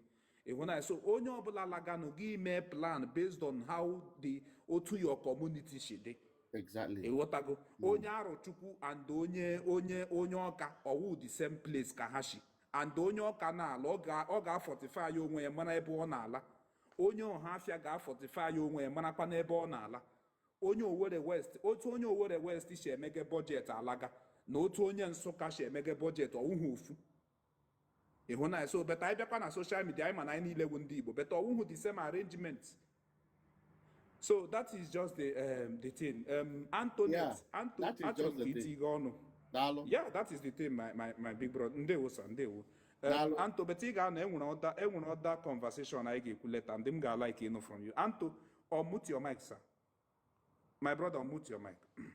Okay, good morning Good morning. Anto my brother Anto welcome. Boss. Anto welcome. Anto tiri anyị ọnụ o. Legit. Daalụ.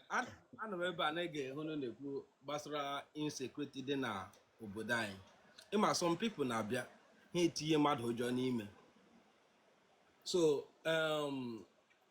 ọ were ala m ele na comment but mmadụ na-ekwu ngọ ọkpala ya before mmadụ na-alụ ọ ka maga nye proper information nye information ọ ga-ewose ya ụjọ ahara na dị ya n'ime ya na-agakwana ya ji brain ya na-aga like people gị na-agwa gị ndị Fulani herdsmen nọ na airport road so ya ga-eme onye hụ na-alụ ihe si akwọ airport aka m ga-echi lọ ka gị ru na Imo State airport ị ga-efe efe na ị ga-agba n'ime moto agbaghala gị like that obi ga-anọ gị n'elu obi ego erughị ala ị gị na-ajụzi onwe gị sị gịnị ka ele otu m ga-esi mee lọhuo obodo gị so ị na-enye nwa dị strong information ọ na-eme some people ụjọ na-adọ ha mom nọ na village aka nọbe na village now nwaanyị lụrụ ọhụụ onye ọcha so mgbe ha na-ekwu this thing so ọ bịara tizie m ụjọ n'ime even ịkpagharị agawuruzie another problem to more so m na-ajụ onwe m si but mgbe naanị m nọ ana m aga hichebe niile nwee na ahụ m mana ka ọ bịara na ime asivu onwe na one body na ọ ga-abịazi dakwazie m n'isi because of ọgwụ onye ọcha so ihe nchikwu nga ahụ onwe ihe dị like that agwụghị insecurity anyị na-eji aka but side unu adịchahụkwanụ woski ịghọtago nwanne anyị makwa na onwe anyị ịghọtago anyị ma onwe anyị side unu adịchahụ woski otu isi dewa ahụ na-akpagharị na ewuri ka ị wụrụ onye si ebe ke my mother ahụ achọghị m ịkpa ebe my mother si ị ga-edewecha ahụ like that side ụnụ ahụ adịcha ọwụ na ọ dị 100% safe but ọ dịchaghị woski ịma ihe mmiri woski ọ dịcha woski enwere ebe ị ga-anọ na enwere ebe ị ga-anọ even ma n'Imo steeti ga ị ga-abịa hapụ nwunye gị otu a like hapụ ya otu a ya na akpa like ya dị free na-agagharị enwere lokal gọọmenti ị ga-echi ọmkpọ lokal gọọmenti ị ga-anọ n'Imo steeti na nwunye gị na-aga na ị ga-agbado anya ị ga-ama na obodo adịcha akpa oshiri ihe kwuru eziokwu ya bụ ndị ka ebe ka anyị bịara mezie ya wụrụzie ihe ụjọ gị chịrị ịlọzini like ị ga-enwe rest of mind obi gị erughị ala ịgwa gị eziokwu o nwere people na kọmentị na henwa nọ na comment box ihe na-ekwu na-ajụ ọkwa obodo m shi ka obodo ọzọ obodo m dị mara owosi gị lọhuo like this ụjọ kwesịrị na-atụ gị agala mgbe m na-aga ọrụ saịdị ndị mpaghara ofe enwa ọlụ na ụmụnne ya nwoke m hụrụ n'anya aghara agụgọ anụmanụ ụda egbe ibi 7 fụta bụ izu ha o were ha onye ọla ala ga mesi akwụ hụrụ saịdị ahụ menye avoid because ahụrụ m na ọwụrụ ha ị ga-ahụ mmadụ like that 2 years ago a ga-agbatu mmadụ ha nọ n'ala like this ka ahụrụ m n'anya rago so a na-ajụ ajụ jụọ ndị nọ n'ụlọ mara ọfụma na-aga n'ala ala ịma sọmpụ na-abịa anụ information na spread ya ozugbo without echeki ma ọwụ eziokwu ma ọwụ ashị ga na-enwekarị fake information more especially n'Imo steeti anyị so onye ọlachi iwe information ya ga to the right source ya ajụkọma before etinye ha obi n'elu honestly because ọ dị ihe mmara wụ mkpa agbala ebebe mene ọ dịghị anyị like that na abụ onye mbisi so ihe dị like that anọkwaghị side anyị so amam side ndị ọzọ kpuo ihe ndị kpuo ha ọzọkwa village people so onye nwa nọ obodo oyibo ya lọhuo so kwesị n'eze akwụrụ o nwere ndị onye nwa your progress adịghị mma n'obi ị gị na-ahụ ha na-achị gị lọ ha bịa ele ka ijiri lọ n'obi ha ọ dịghị ha clean nsogbu anọ ka m jụtụ gị obere ajụjụ achọrọ m ka anyị pụtụ na tọpik a ịma atatụ ụkwụ atatụ akị and ihe gbasara family marriage relationship ihe m chọrọ ka anyị titụ ọnụ na ịghọtago enweghị otu isi tatụ ụkwa a na-aga aṅụ mmiri nwanne my brother isi ịlụọla nwaanyị gị wuo onye ọcha right achọrọ m ibido with you my brother Antoniette right akwọ ya aha your wife Ernest nwoke ọma nwaanyị gị ọkwa na onye ebe I hope ọ nụghị ihe na-ele gị biko ya kwa na ọnụ ihe ma agbakwa ọsọ ọrị nga ọkụ pụọ gị isi ịma platfọm anyị na-abịaghị aka anyị mụta ihe wow ọ dịka ihe ọ dịka m echenjikwo my own zawazie aga m ekwu ka ọnụ m shetọp ọkụ pụọ m isi zawazie aha nwaanyị na all new pattern na so ama abịa zawazie aha wọpụzie chukwu mere iji azawazie aha my incoming woman so yes nwanne nwunye gị ọwụ onye ebe onye ihe ahụ ihe m ji na-ajụ gị ajụ ọwụhụ to stalk you ọwụhụ beta ọwụ to intimidate ọ ka ịkpa nkata enwere some important question m chọrọ ka m na-ajụ nwunye gị ọwụ onye ebe Canadian, Australian, German, UKian, which country my brother? USA. Okay nwanne kwa eziokwu achọrọ m ịjụ gị ajụjụ ya wụrụ na ị nweta nwaanyị Igbo n'Abuja na-eme gị ezigbote biznes ihe anyị na-ekwu ebe a wụ eziokwu ị nweta nwaanyị Igbo n'Abuja ya nwanne ka m hapụ ịjụ gị ajụjụ a ka m jụwa okay ime ọka ka ị weghara iwewe gị ị nweta nwaanyị Igbo n'Abuja asị m enwe nwaanyị Igbo na-Abuja emege biznes ma ọ ihe dịka n'Ọka ma ọ Enugu na-eme biznes gị na ya amata otu a na iwere ike first of all iwere ike ịfụ ya n'anya to the extent gị zawa aha ya gị chenji aha gị zawa aha ya kwa eziokwu ị ga-emenwu ya emene m ya before so mmechakwa chenji ya gasọ imego ya before 100% ị ga-eme ya. See, game enemy before all this TikTok I'm not using. Chere nwanne chere inweta nwaanyị Igbo na ịlọvụrụ ya na ọwa ebe lọvụ gị findịrị ị ga-aza nwa aha ya. I'm not going to enemy at this TikTok. You know, all this TikTok I'm not using right from time. Say my name, even like many people are actually many like our life. Cherekwe ama m ihe achọrọ m ịga ṅụọ mmiri ama m ozugbo ị sara m destin afọ asanwa m otoro na-agbazi m na ama m ihe gbaga m otoro nwanne Lucky ichewela ama apịakwa gị kwestion nwanne ọwụ ichewela na taịm iji achị ọchị na ị ga-eji ya na prepare your own answer ahead of the question than iche my brother ọchị because kwesị ịmụ topic dị otu ana m agha question ka mmiri nwanne ozugbo isi ime na ya like this otoro nshi otoro aba m like this eziokwu agwa gị. But how happy was the woman? Ka e wetere happiness ọ dị mgbe ị mere ọ na-enye joy. Achọrọ ka m amụta ya na mbịawazie na ma azawa Chukwu ma achọrọ m ịkpọ aha akụpụ ohimishi. The women are they happy? Very, very happy.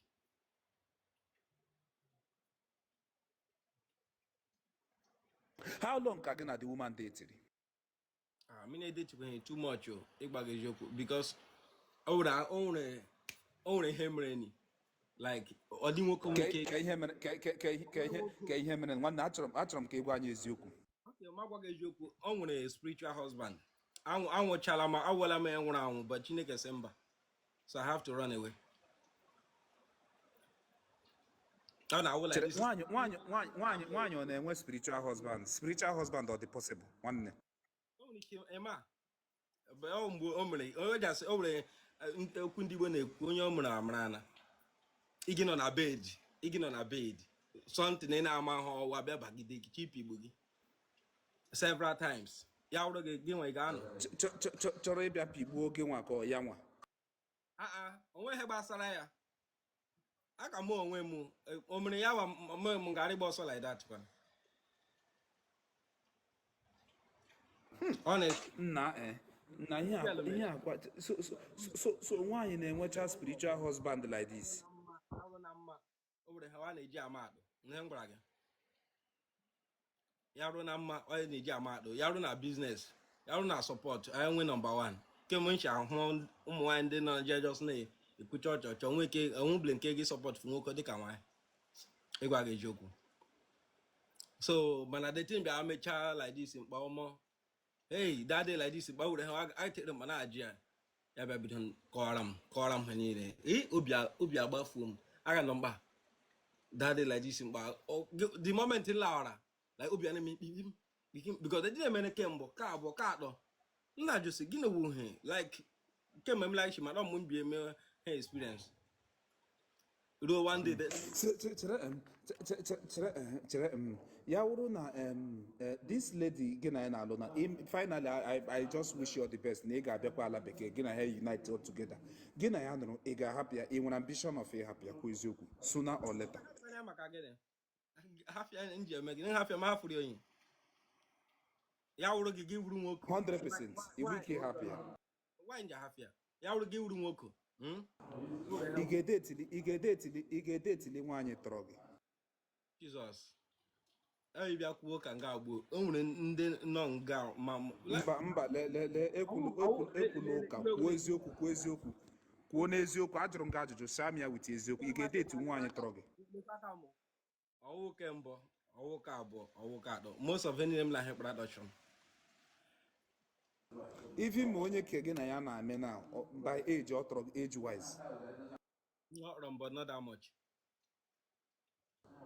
Okay but ya wuru nwaanyị Igbo ya kwanụ nwaanyị Igbo ị ga-ekweta etie ya wuru na ọ tọrọ gị m na-agwa gị onye ka disney mere iche na ọwa ebiri m ya kpọrọ m so ihe niile ya plan chala hụ niile a ga na-ekwuzi okwu wedding dịtị na-abịa meozie m nji bịazie n'ụlọ ya ọ bịara n'ụlọ kem ma na juzi selud then ma ga henwa jee chekie ya gwa m sọ m bịa jụọ Okay, azịgo okay. ya gwa m Ka ihe merenụ ka ihe merenụ ya bịa kọwara m sị that no he mere ni onye ke mbọ site na akpara anyị jiri gbalaga so he mere ni na-adịghị enyi I just lekwe na he nwere ike iji mie ni ya ba kwuo so ụdịka process ke nga people abịa gwa m nga process ya sị the thing nwere ike ikugbu m because I can get the process nwere ike ime more that kind of thing. Okay, nwanne mute godi o background gị o mege obere eku but mute godi nụrụkwa di ya Lucky achọrọ m ka ị megodo mute ka m jụọ gị obere ajụjụ nwanne. Yes, ọwụghị ọchị. Lucky, ihe m chere ịjụ gị my brother, achọrọ m ka anyị na-ekwu ka anyị na-agwa onwe anyị eziokwu. Achọrọ m ịma reason why ụmụ Igbo anyị lụọ ndị akata bịa Nigeria kpọta ha obodo oyibo, they hardly leave Akata. Most of them na-anọ with Akata for a very long time, for a lengthy period of time. But ya wụrụ nwaanyị Igbo, sometimes ụmụ nwoke anyị bịarute after 2 years ha pịawa nwaanyị ahụ azụ ka ihe kpatara ya na nghọta nke gị. Ihe m ji jụọ gị ajụjụ a ịnọ Amerịka ka ihe na-akpatawu nwoke Igbo ahụ akpọta ya azụ, many of them ya wụrụ nwaanyị Igbo ha pịawa nwaanyị Igbo azụ, but ya wụrụ Akata ha ekpechiri, they hardly break. nwaanyị Igbo kpọtara gị ka ọwụ nwaanyị Igbo kpọtara Nwaanyị Igbo kpọtara nwoke, nwaanyị Igbo kpọtara nwoke, ọwụcha ka anyị use that format. ihe m feel megide that one wụ na nwaanyị Igbo ahụ ma ihe ịma ịghọtala, ọ dị ka mmadụ abụọ mawuru onwe ha na ihe, onye ka eti gị onye asị mba, onye ka eti gị onye asị mba, ị ga-ahụ mgbe ahụ olu aga ha na-ada ahụ dịka o si ada. Enwere ike na nwaanyị Igbo na enwere ike normally iburule n'obi na nwaanyị aha na ọwa onye Igbo na o kwesịrị imere gị ihe onye Igbo kwesịrị imere gị. Nwaanyị Igbo abịazịsị gị na ihe ahụ onye Igbo kwesịrị imere gị na ọ gịghị eme dị ụtọ obodo unu nwetara onwe unu ga-enwe gị nwekwa nwoke, ị ga-abịa gị ịbama ga-esi na ihe awụ ihe m lega anya ya iwe onye Igbo iwe onye iwot but ị chọzizi na-eme ihe kwesịrị ịdị na-eme. Ị ga-ahụ mgbe ahụ nsogbu abịaziri dapụtawana, but ha na onye obodo ọdọ gị marazie na gahụ na-agata gị marazie na awụ onye ri otu a lekwe ihe otechizọ ya onye otechizọ ya, ị ga-asị gị gbara bem bikos onye abụọ emeghị ha otu ihe ọbụghị otu ihe ebe ka a zụrụ ọwụ na onye be anyị ka ịlụga ka ọwụ onye mba ọzọ. ịsọ onye be anyị. Okay, ya nwa kpọtara na bụ Amerịka ka ọ gị kpọtakwa eziokwu? Mba onye ya. Okay, ụnụ abụọ hụrụ ịnọ Amerịka oredi, ụnụ abụọ hụziri onwe ụnụ di ya. Emere m gịnị? Ụnụ abụọ hụrụ onwe ụnụ di ya ka ọwụ ya nwa na ka ọwụ na ọgụ nwa kpọtara na ya. Ebe ahụrụ nwaanyị.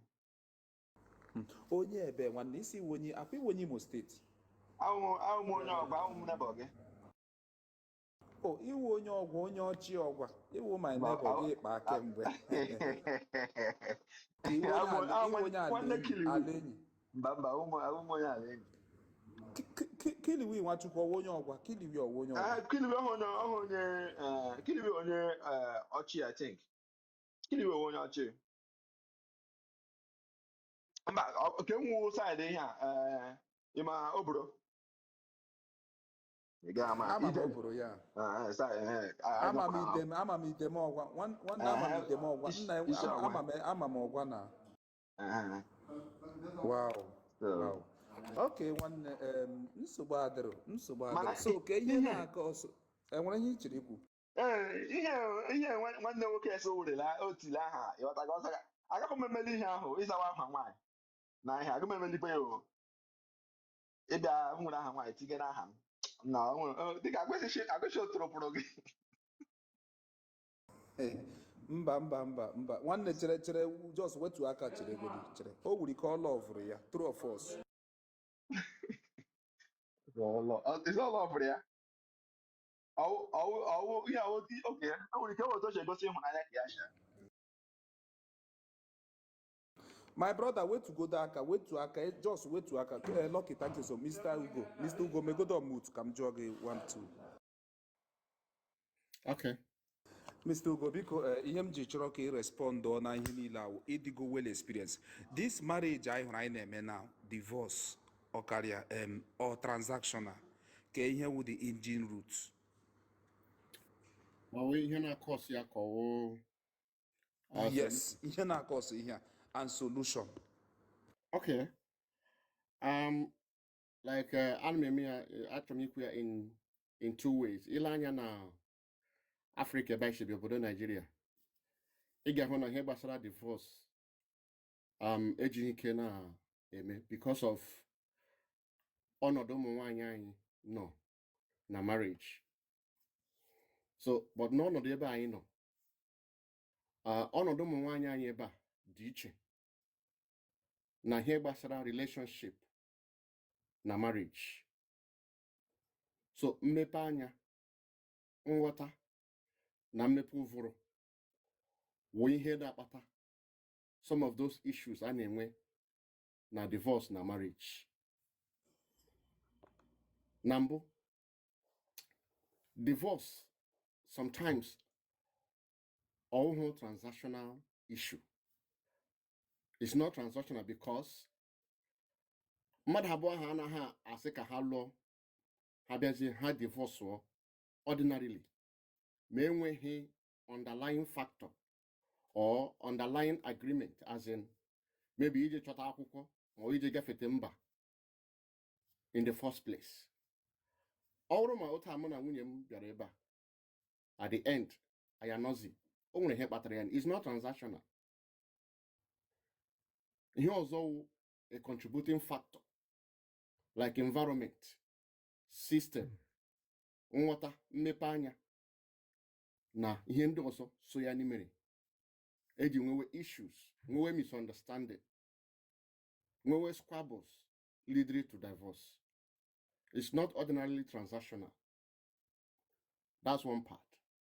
The other part will all transactional because all an arrangement. Or an arrangement. Maybe nwoke na nwaanyị na-ekwu. Onye nọ obodo anyị na onye nọ obodo mba ofesi na-ekwu. Onye ahụ nọ obodo anyị ma nwoke ma nwaanyị ga-enwe ihe o bu n'uche. Si ya gafete mba ofesi, lekwa ihe ọ ga-eme, lekwa otu ọ ga-esi adị. And the moment ọ gafetere mba ofesi nweta ihe ọ chọrọ, definitely that may be a divorce issue. And the more transactional Mr. Ugo, enwere ihe ọzọ na-agba m anya mmiri. Nwaanyị ga-abịarute sị she is married. Ọ dị married. Ajụ esi onye ọwa ezigbo mmadụ ya sị yes. Onye a ọ dị good or your spec or ihe ị chọrọ ya sị yes. Ya lụọ ya. Then after some few years onye ahụ pịawa ya azụ. Kama ọ ga-asị bịa ma admit that na choice o mekiri wo ihe kọrọ ya ahịa no fault ya by make a wrong choice na amaghị ama. Kama ọ ga-eme admit no fault ya, enwe onye ọwụhụ ahụtarala ya the guy. Ajụrụ ya sị nne m onye a ọ dịkwa mma ya sị onye a dịkwa mma ya sị mba na atara ji atara azụ onye awụ onye wụ ọ chọrọ ịlụ onye awụ the love of her life. Ngwa ya alụọ the person enwe onye fọsụrụ ya ọlụghị ya under duress all choice o decide make. In fact ịgwa ya sị ya nọ na ya hụ ụda ọ ga-ama gị because ị na-anapụ ya ihe ọ likely. Ngwa na ọ lụziere the person after some few years later, maybe 4, 5 years or 3 years, a divorce or kama ọ ga-apụta ma admit that na ụmụnne all choice m mekiri ọwa ọkụrụ hụ m mana by God grace ka ike ọzọ m na-achọ ka ugbu a m na-aba new one m ga-asa anya mmiri. The next thing ya ebido push wee ha aggressive ebe ụmụ nwoke nọ ya ebido na condemn innocent men. O gosiri na sometimes ụmụnne ndị nwaanyị they are not being realistic. Ha na-adị very very emotional. Ọwụcha emotional ma nwaanyị ọwụla in marriage or in relationship na adịkarị emotional. That one is basic. Nwaanyị ọwụla na relationship o nwere akwụkwọ ngwere ya sị na nwoke na-aba na relationship with his brain but nwaanyị na-aba na relationship or marriage with their emotion, with their heart. You understand? So most of ihe na-cause those things are that onye ahụ mere wrong choice. Ọ na-esikwe na ihe na-apụta na relationship na marriages ma a na-aga. Yes, enwere ike somebody nwere ike hụ gị ugbu a sị na iwu spek ya, iwu the choice, iwu the right person ọ chọrọ in everything 80 to 100%. Okay, ịma ihe m ga-eme onye agwa m na nwụ spek ya Ana m m nwere abịa. ike tọrọ ya gee ntị enwere ihe m chiri ikwu just 5 seconds ya gwa m na awụ m spek ya ihe m ga-eme wụ aga m atụrụ gị ashị nle anya ya wụrụ ihe m chọrọ ma m chọkwa mkpete mma anya ikpu mmacha ya ikpu ma egwuo ya ma mee ya tọmbọm ya eji aka gbalaga ịghọtago beta aga m atụ ya ime ịghọtago beta ọ ga-agba mma alụọ ya ya wụrụ na ọwụ ihe m chọrọ Mr. Ugo nwaanyị ọbụla mma na ama egwu wayo ọbaghị uru emotional wayo ka m na-egwu ọwụkwa financial wayo ọbaghị uru ịlụ ya highest thing m ga-emewu mma ya ikpu ma ahapụ ya I'm sorry most of ụmụ nwoke na-atụ nwaanyị ime hapụ ya ọ dịghị mma It's not good. ime mmekọ nwoke na nwaanyị ka m use a softer word ka ọ ghara ịdị ka m dị too distant mmekọ nwoke na nwaanyị nwoke mee mmekọ nwoke na nwaanyị wit nwaanyị ịhapụ nwaanyị ahụ as far as ibunyeghị ọrịa iji protection the woman can easily move on chọrọ nwoke ọzọ but ị ga-abịa gị ịhụta nwaanyị bịa tụọ ya ime ịmakwasị ịmụ nwa nwaanyị ọbụla mụrụ nwa whether we like it or not enwere ihe wu a biological covenant or whatever between ya na nwoke ahụ na nwa ya yes enwego contact enwego point of contact and the nwoke mechaa ya hapụ nwaanyị ahụ ọ dịghị mma ọ ihe m ji si that na onye pụtara love ya nwanne mma gị ikpu m hụ na love gị ma egwuo gị wa ya agaghị m adịzi serious because ịbịa lụwa gị ụkwa mụ nwe ịbịa I can't do it actually anyway I can't do it. Yeah, Chukwumeri, ịma ihe ị na-ekwu is eziokwu because ihe mere know that life ndị mmadụ dị iche iche but sometimes ihe mere ụmụ nwaanyị ndị a na-eji apụta ha ekwuwezie I can pretend but pretending m nwere level because aga m abịa gwa gị ana m ala one thing m hatiri mmadụ ịbịa tụwash I can pretend mana pretend ahụ bụrụ n'obi na ọwụ ka m jos nta ma awa but ka ị bịa mee gị ka ị dị ime ka m bịa ji pretend bịa tụọ gị ime that one agram too extreme and I know that my nature I can't do that aga m emerụ my pretend meruo ya that level highest pretend m ga-emewu ka m taa gị ma awa and ị gaghị adị ime but ịbịa sị ka ị tụọ nwa mmadụ ime nwanne ọ dị highest wickedness nwoke ga-eme na ịbịa bịa nweta nwa mmadụ ịracha anya ikpu ịra anya ezuru gị gị tụọ ya ime dọmpụọ ya dọmpụọ nwa ya gbafuo ihe a wee wickedness achọrọ ka anyị na-agwa ụmụnne anyị eziokwu ihe a yeah ka anyị ghara na-eme that one accept all wickedness it's wickedness ọ na-adị mma gị tụọ nwaanyị ime gị take responsibility ọwụ gị ile nwa mmadụ kọni because ọ bụrụkwa nwanne gị ọwụ onye nke gị emeghị otu ahụ ọ gaghị arị gị mma so you have to take responsibility ọ dị mma gị na mmadụ nwere ike emechaa ahụ it's not compulsory like anyị nwa na-ekwu na o nwere many people anyị na ha kụchakwuru ikpu anyị kụcha ikpu onye ọbụla ga most of them adịkwa married gị nwa na nwoke ga-achọrọkwa your way dịkwa married it's not compulsory but gị nwa ịtụ nwa mmadụ ime you know in the name of ka iji megbute ya or something else get happy wa that is very wrong I don't accept that and it's not good you need to take responsibility ịtụ ọhala nwaanyị ime ọ bụrụ na ime apụtala it's either maybe ọ na-amara otu ga-esi hazie ya amụọ dị nwa nụrụ you take responsibility of the child or whatever that is out of it but ọ gaghị awụ a very good thing to us na ekochara nwaanyị ikpu ya sị gị na ya dị ime gị hapụ ya mee ya abandon that is not good it's not ọ dịghị acceptable and to us ụmụnne anyị dịka nwoke ọ dịghị mma ya bụrụ ma ị gaghị alụ nwaanyị alụ gị lee anya na nwaanyị ahụ adị mma ọlụlụ ụnụ nwere ike pịacha nwa ọkụ unu gị ji nwayọọ mịa like as it is a na-eme eme it's not compulsory na onye ọbụla gị na ya pịara ọkụ na ụnụ ga-alụ ime ozi otu ahụ ị ga-alụ nwaanyị ole ka ị ga-alụ di ole ọ onye ọbụla gị na ya pịara ọkụ na alụ no so but ịma ama tụwa nwaanyị ime ọ tụwa nwaanyị ime hapụ ya it's not good and it's not acceptable. Wow, thank you so much, Mr. Ugo. Thank you. So ụmụ nwanyị ọ dị m ka brown sugar brown vibe unmute your mic please. Brown vibe, welcome. Good morning, Dewonu. Yeah, good afternoon from here. My sister, ọ dị m ka nwaanyị ọbụla wụ onye be anyị n'obodo oyibo na-alụbeghị ọ dị m ka ọ nwere 70% edega n'aka onye ga-egwu ya wayo. True or false in terms of marriage? 80 to 85%. True. So nwaanyị ọbụla n'obodo oyibo na is like when it comes to relationship stuff, ọ na as a trap. On ebe ọbụla o ziri isi lekwe holu, ebe ọbụla hey baby ebe ahụ o ziri isi na-akpọ baby enwere pothole n'ụdị ya na-adịghị ka afọ ọ ga-ada na nnukwu pothole. Ọ eziokwu? Eziokwu. It's true. It's true.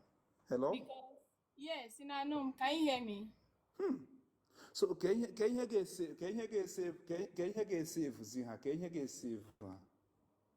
Ịma akụkọ dị na nwoke na nwaanyị a na-adị dicey, like just what Uncle Ken na-ekwu okwu ya na atụwa nwaanyị ime hapụ ya is wickedness. Yes, so ọ dịghị mma, but do you know that sometimes that thing dịka 50-50 or 60-40 because otu amụwa nọ now ayiri m nwoke before m alụ ọdị. You understand? O nwere ihe ewu na as a woman ị kwesịrị ịma yourself. Yotago, ị kwesịrị ijide yourself because o nwere ka gị na nwoke ga-eshi na-aga. If you never see future, ka ihe ị ga-ejidere ime. Otu anyị nọ now, otu am nọ now nwanyị.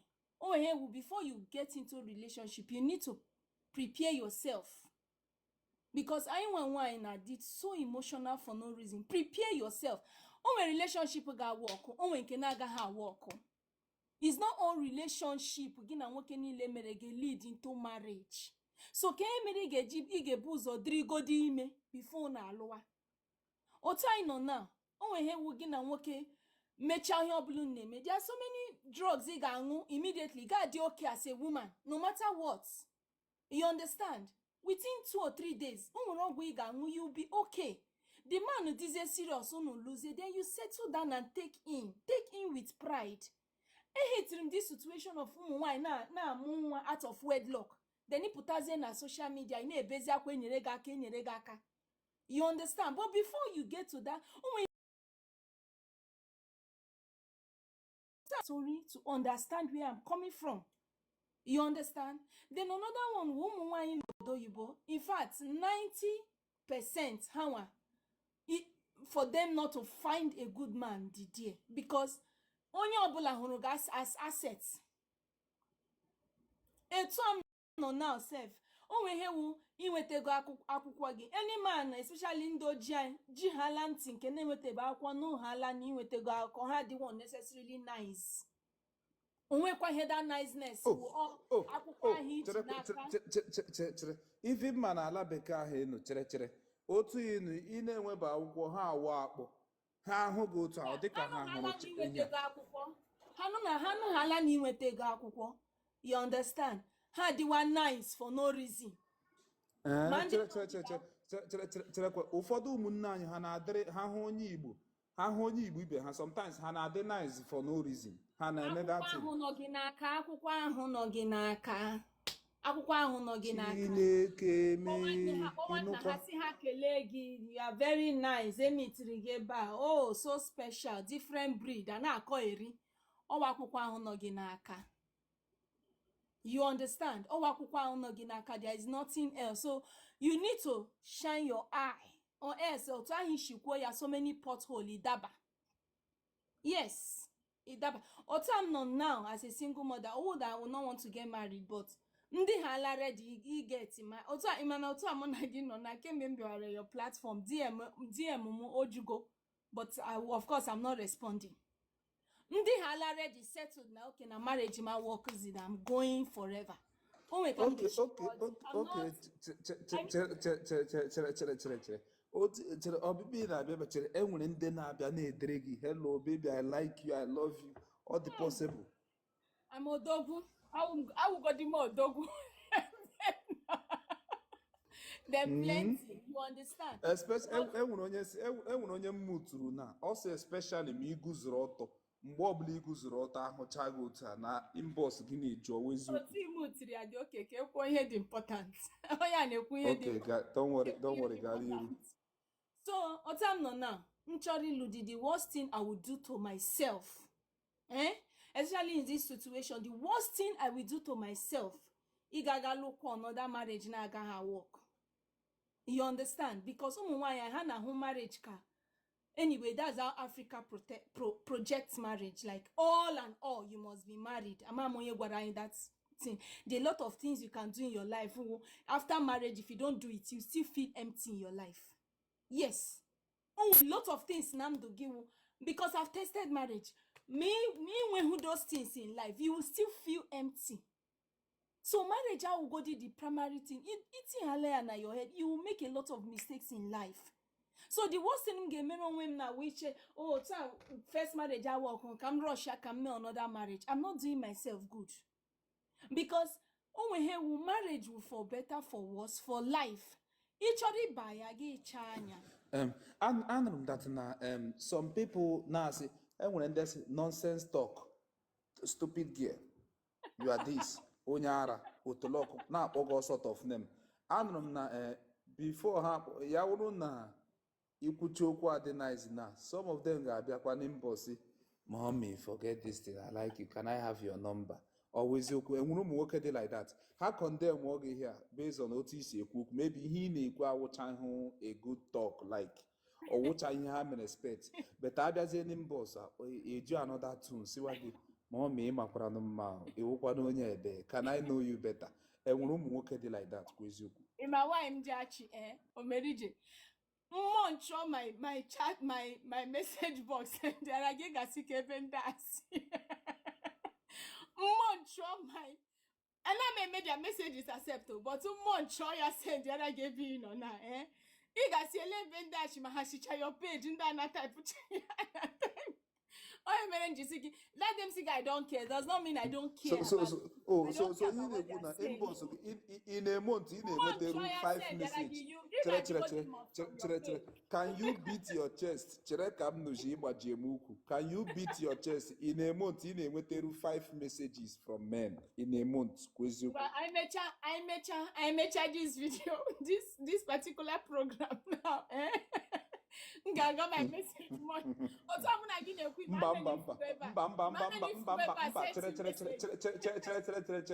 send the paralam biko kam gwakwa gị kam ji opportunity send the parala anybody, not only me, send na man send the parala onye ọzọ ịnụ ihe ọbụla nwoke ọbụla derele gị ya wụrụ your privacy, don't tell me. I nwere ike kwuo ya na a na-edere gị, bet ya bịakwala bịa gosi m ịnụ enid ime ife onye na-edere gị ọwụ my business. Nwoke ga-achụ nwaanyị nwanne onye ọbụla mụ na onwe m kwa m hụkwa nwaanyị mara mma ya amasị m nwere ike chụọ ịghọtago so send na mana onye na-achụ ya achụ na nwunye mmadụ ọ ihe anyị na-ekwu ihe after all iwe young lady, so nwoke chụọ gị is not a crime. But because I don't want to deviate, maybe in your next program if you want to do it has been a concern to me ihe m chọrọ ikwu mgbe ha nọ na-ekwu ihe gbasara ndịda, you understand. I like him the way m ji fu so many men here na-ekwu okwu gbasara ya. It's not like I'm deviating, I'm sorry. So because actually ikwu next time I would like to get involved. The reason ji na-ekwu ya wụ ọwụ na anyị niile nọ na diaspora na ọ dịcharala anyị mma, you understand. But back home ndị be anyị things anaghị agachara ha, and we need to be concerned, especially these youths. Onwe ka anyị ga-eshi kpọkọta onwe anyị ọnụ. I forget go the government,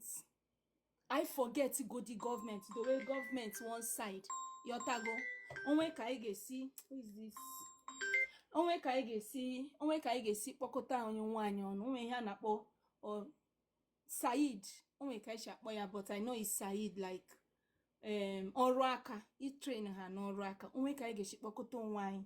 Ọ bụrụ bedi $50 €50 I na-etikọta ya to help most of these children back home because they need it. Ọ bụrụ na ị ga-use this your platform, is just a plea. I know I'm deviating, but I'm sorry, to help them because they really ile na the full Igboland, we don't have any good structure like that. Chukwu na goziri anyị one day pụrụ apụ if we can. Ihe ikwuru ka m titu ọnụ, ihe IT a gị dịkwa mma. Bete ga na-enye ole ghọrọ ole. Enwere mgbe anyị mere plan na this page. Enwere mgbe Mr. Dyke na-abịakwa sometimes, mana ọ na-aza abịazi more often because of maybe ọ na-adịkwa busy. enwere mgbe anyị nwere such plan isi ka anyị zụọ ala. People, about 10 people si ka anyị mere plan na this platform ka anyị zụọ ala mepee factory. Maybe onye wepụtara 3 million 2 million 4 million ka atụkọta chọta lawyer ma agreement mepee ihe dị ka a poultry farm. Ịghọtago Mr. Ugoken, enwego mgbe anyị mere such plan na this page. A very beautiful plan, a very in fact ya wụrụ na that thing work, ọ na-ewu the best thing that happened to Igbo people on TikTok, which I know that ahụbeghị such an initiative. I mere the things onye ọ pụtara la 1 million 2 million 10 million 7 million, but say ka anyị just chọta nnọọ ihe dịka 2 acres of land mepee ihe dịka poultry na-eme ya for just ọwụkwa ihe awa an initiative enwere ike ya wụrụ 10 people chịkọtara aka mee ya, ji ya create employment, create kwa income. But somebody 2 people akpọ m sị m na m lee anya na ihe a na-aga awụ ọwụghị iwepụta the idea, beti ime ya ka ọ wụọ ka ọ wee problem. Na at a point a ga-enwe problem, a ga-enwe confusion, a ga-enwe alliances. And m lee anya sị achọghị m ịbịa m nụrụ na initiative wuru ike ịpụta nsogbu, m sị mba ka m gbaa break. Onye fili imepezi such thing ya mee ya individually. Ịhụnanya. So ihe i kwuru my sister, ọ wee good plan, but mmadụ ole kwanụ ka ị ga-enye ohere ibe ya. Ịghọtago. So the only thing ife ile na enwere onye ị chọrọ inyere n'aka one day mmewe business update, mkpọta one day nọ Nigeria na-eme business, enwe onye ifili ma ọ wụ even ọrawa ahụ sef ya wụrụ onye na-ejighị ahụ, maybe one day ma wepụta akpọta some people achọrọ otu a ga-esi na-enyere ndị mgbe anyị ga-eme ya. Ma nwanne anyị ga-eme ya one day. I will do it. We will do it. What me I'm thinking of, I sị na a ga-enweta ebe akpọta ndị nwere aka ọrụ, then akpọtazie this youth, onye ọbụla chọrọ ịmụ nke ọ chọrọ ịmụ, you understand, ya ga-amụọ for free.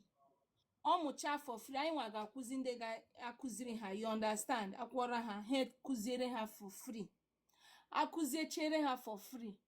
The best ones n'ime ha select onwe nke a ga-enyetu ego, si okay were ga chọrọ your way, because just like that akwifuru this boy now. In fact, I mean, just like you said, I get ole harole. When one boy na na social media, see no fish when gini one, I just go like that. I really don't understand this thing. But I see in way different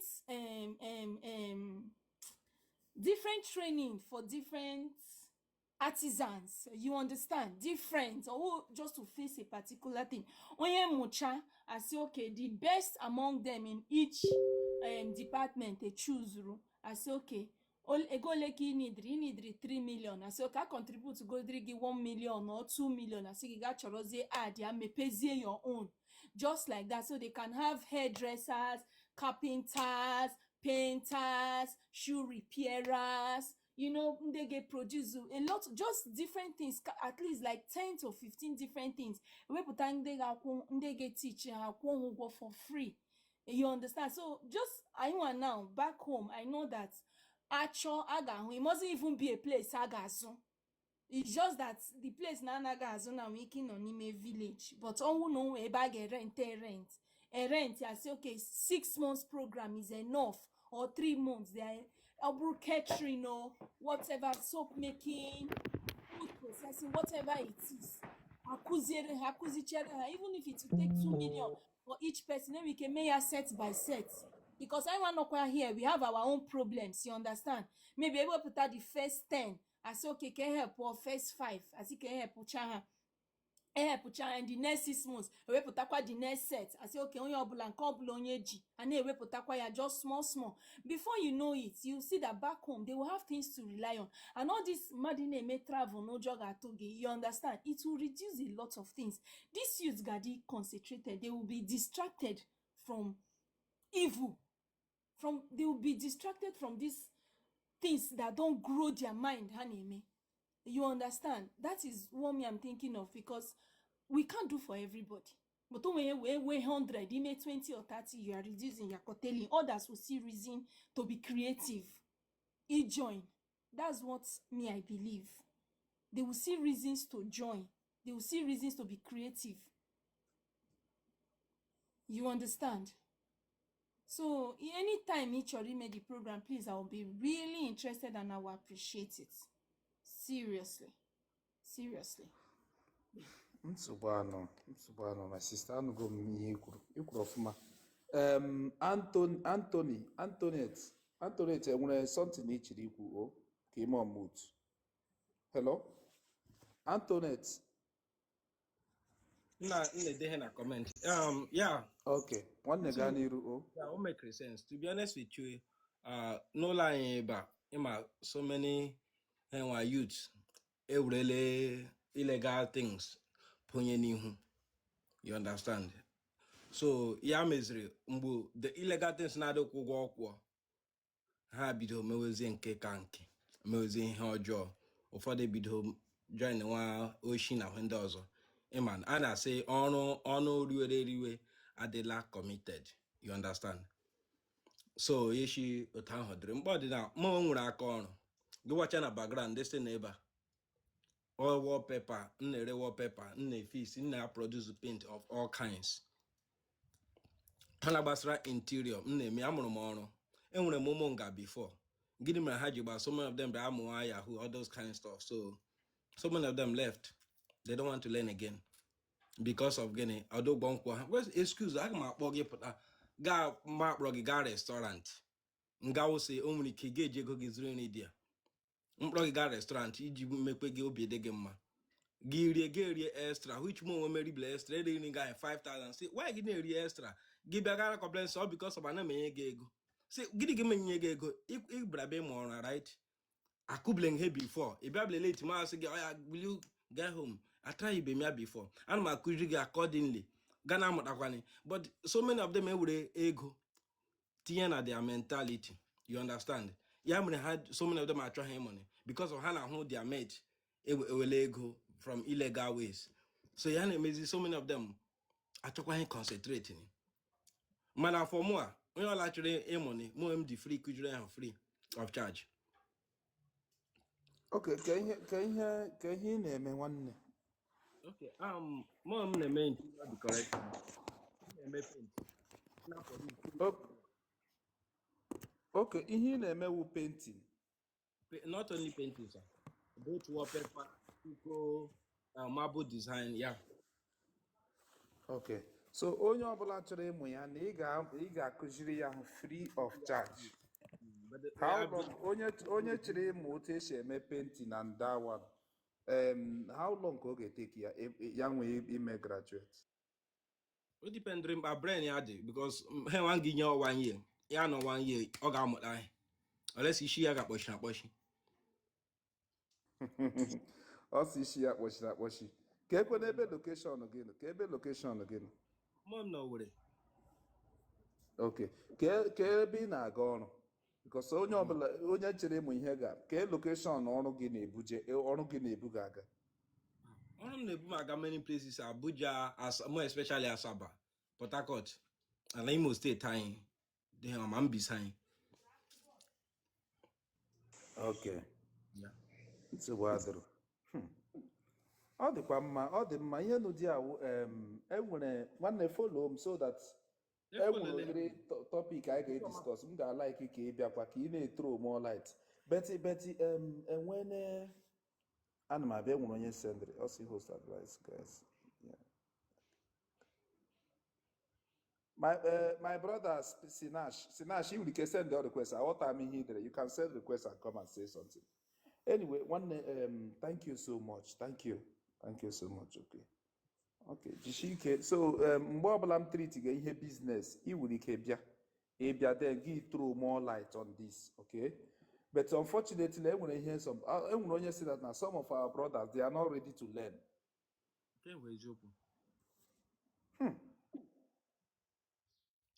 you? Because all this free money handling with the amahochela hanya. Some they can open our brain. I calculate la marana in how just a temporary something. So they can win a brain and I'm on and they can never can I say I told of a man at Chilula. ọ mara ya efeban ma that kind thing. So onye ke mara ni egi use brain ndị ke na-amakwani ha gị na-eme mkpọrọ ji masị mgbe oguru mmiri zori then ha marazie ihe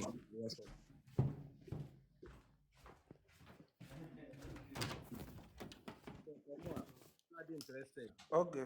gbasara paint ịproduce ejika paint ọbụla a na-eji paint ụlọ ọwụ satin ọwụ emotion ọtọ mgbe m ga-akụjere Okay. Okay, nwanne Jishike. Oh, thank you so much. Umunna, I have to go now, but I will come back again later in the day. Thank you so much. Bram Vibe, thank you so much. Later I will come back again. Thank you for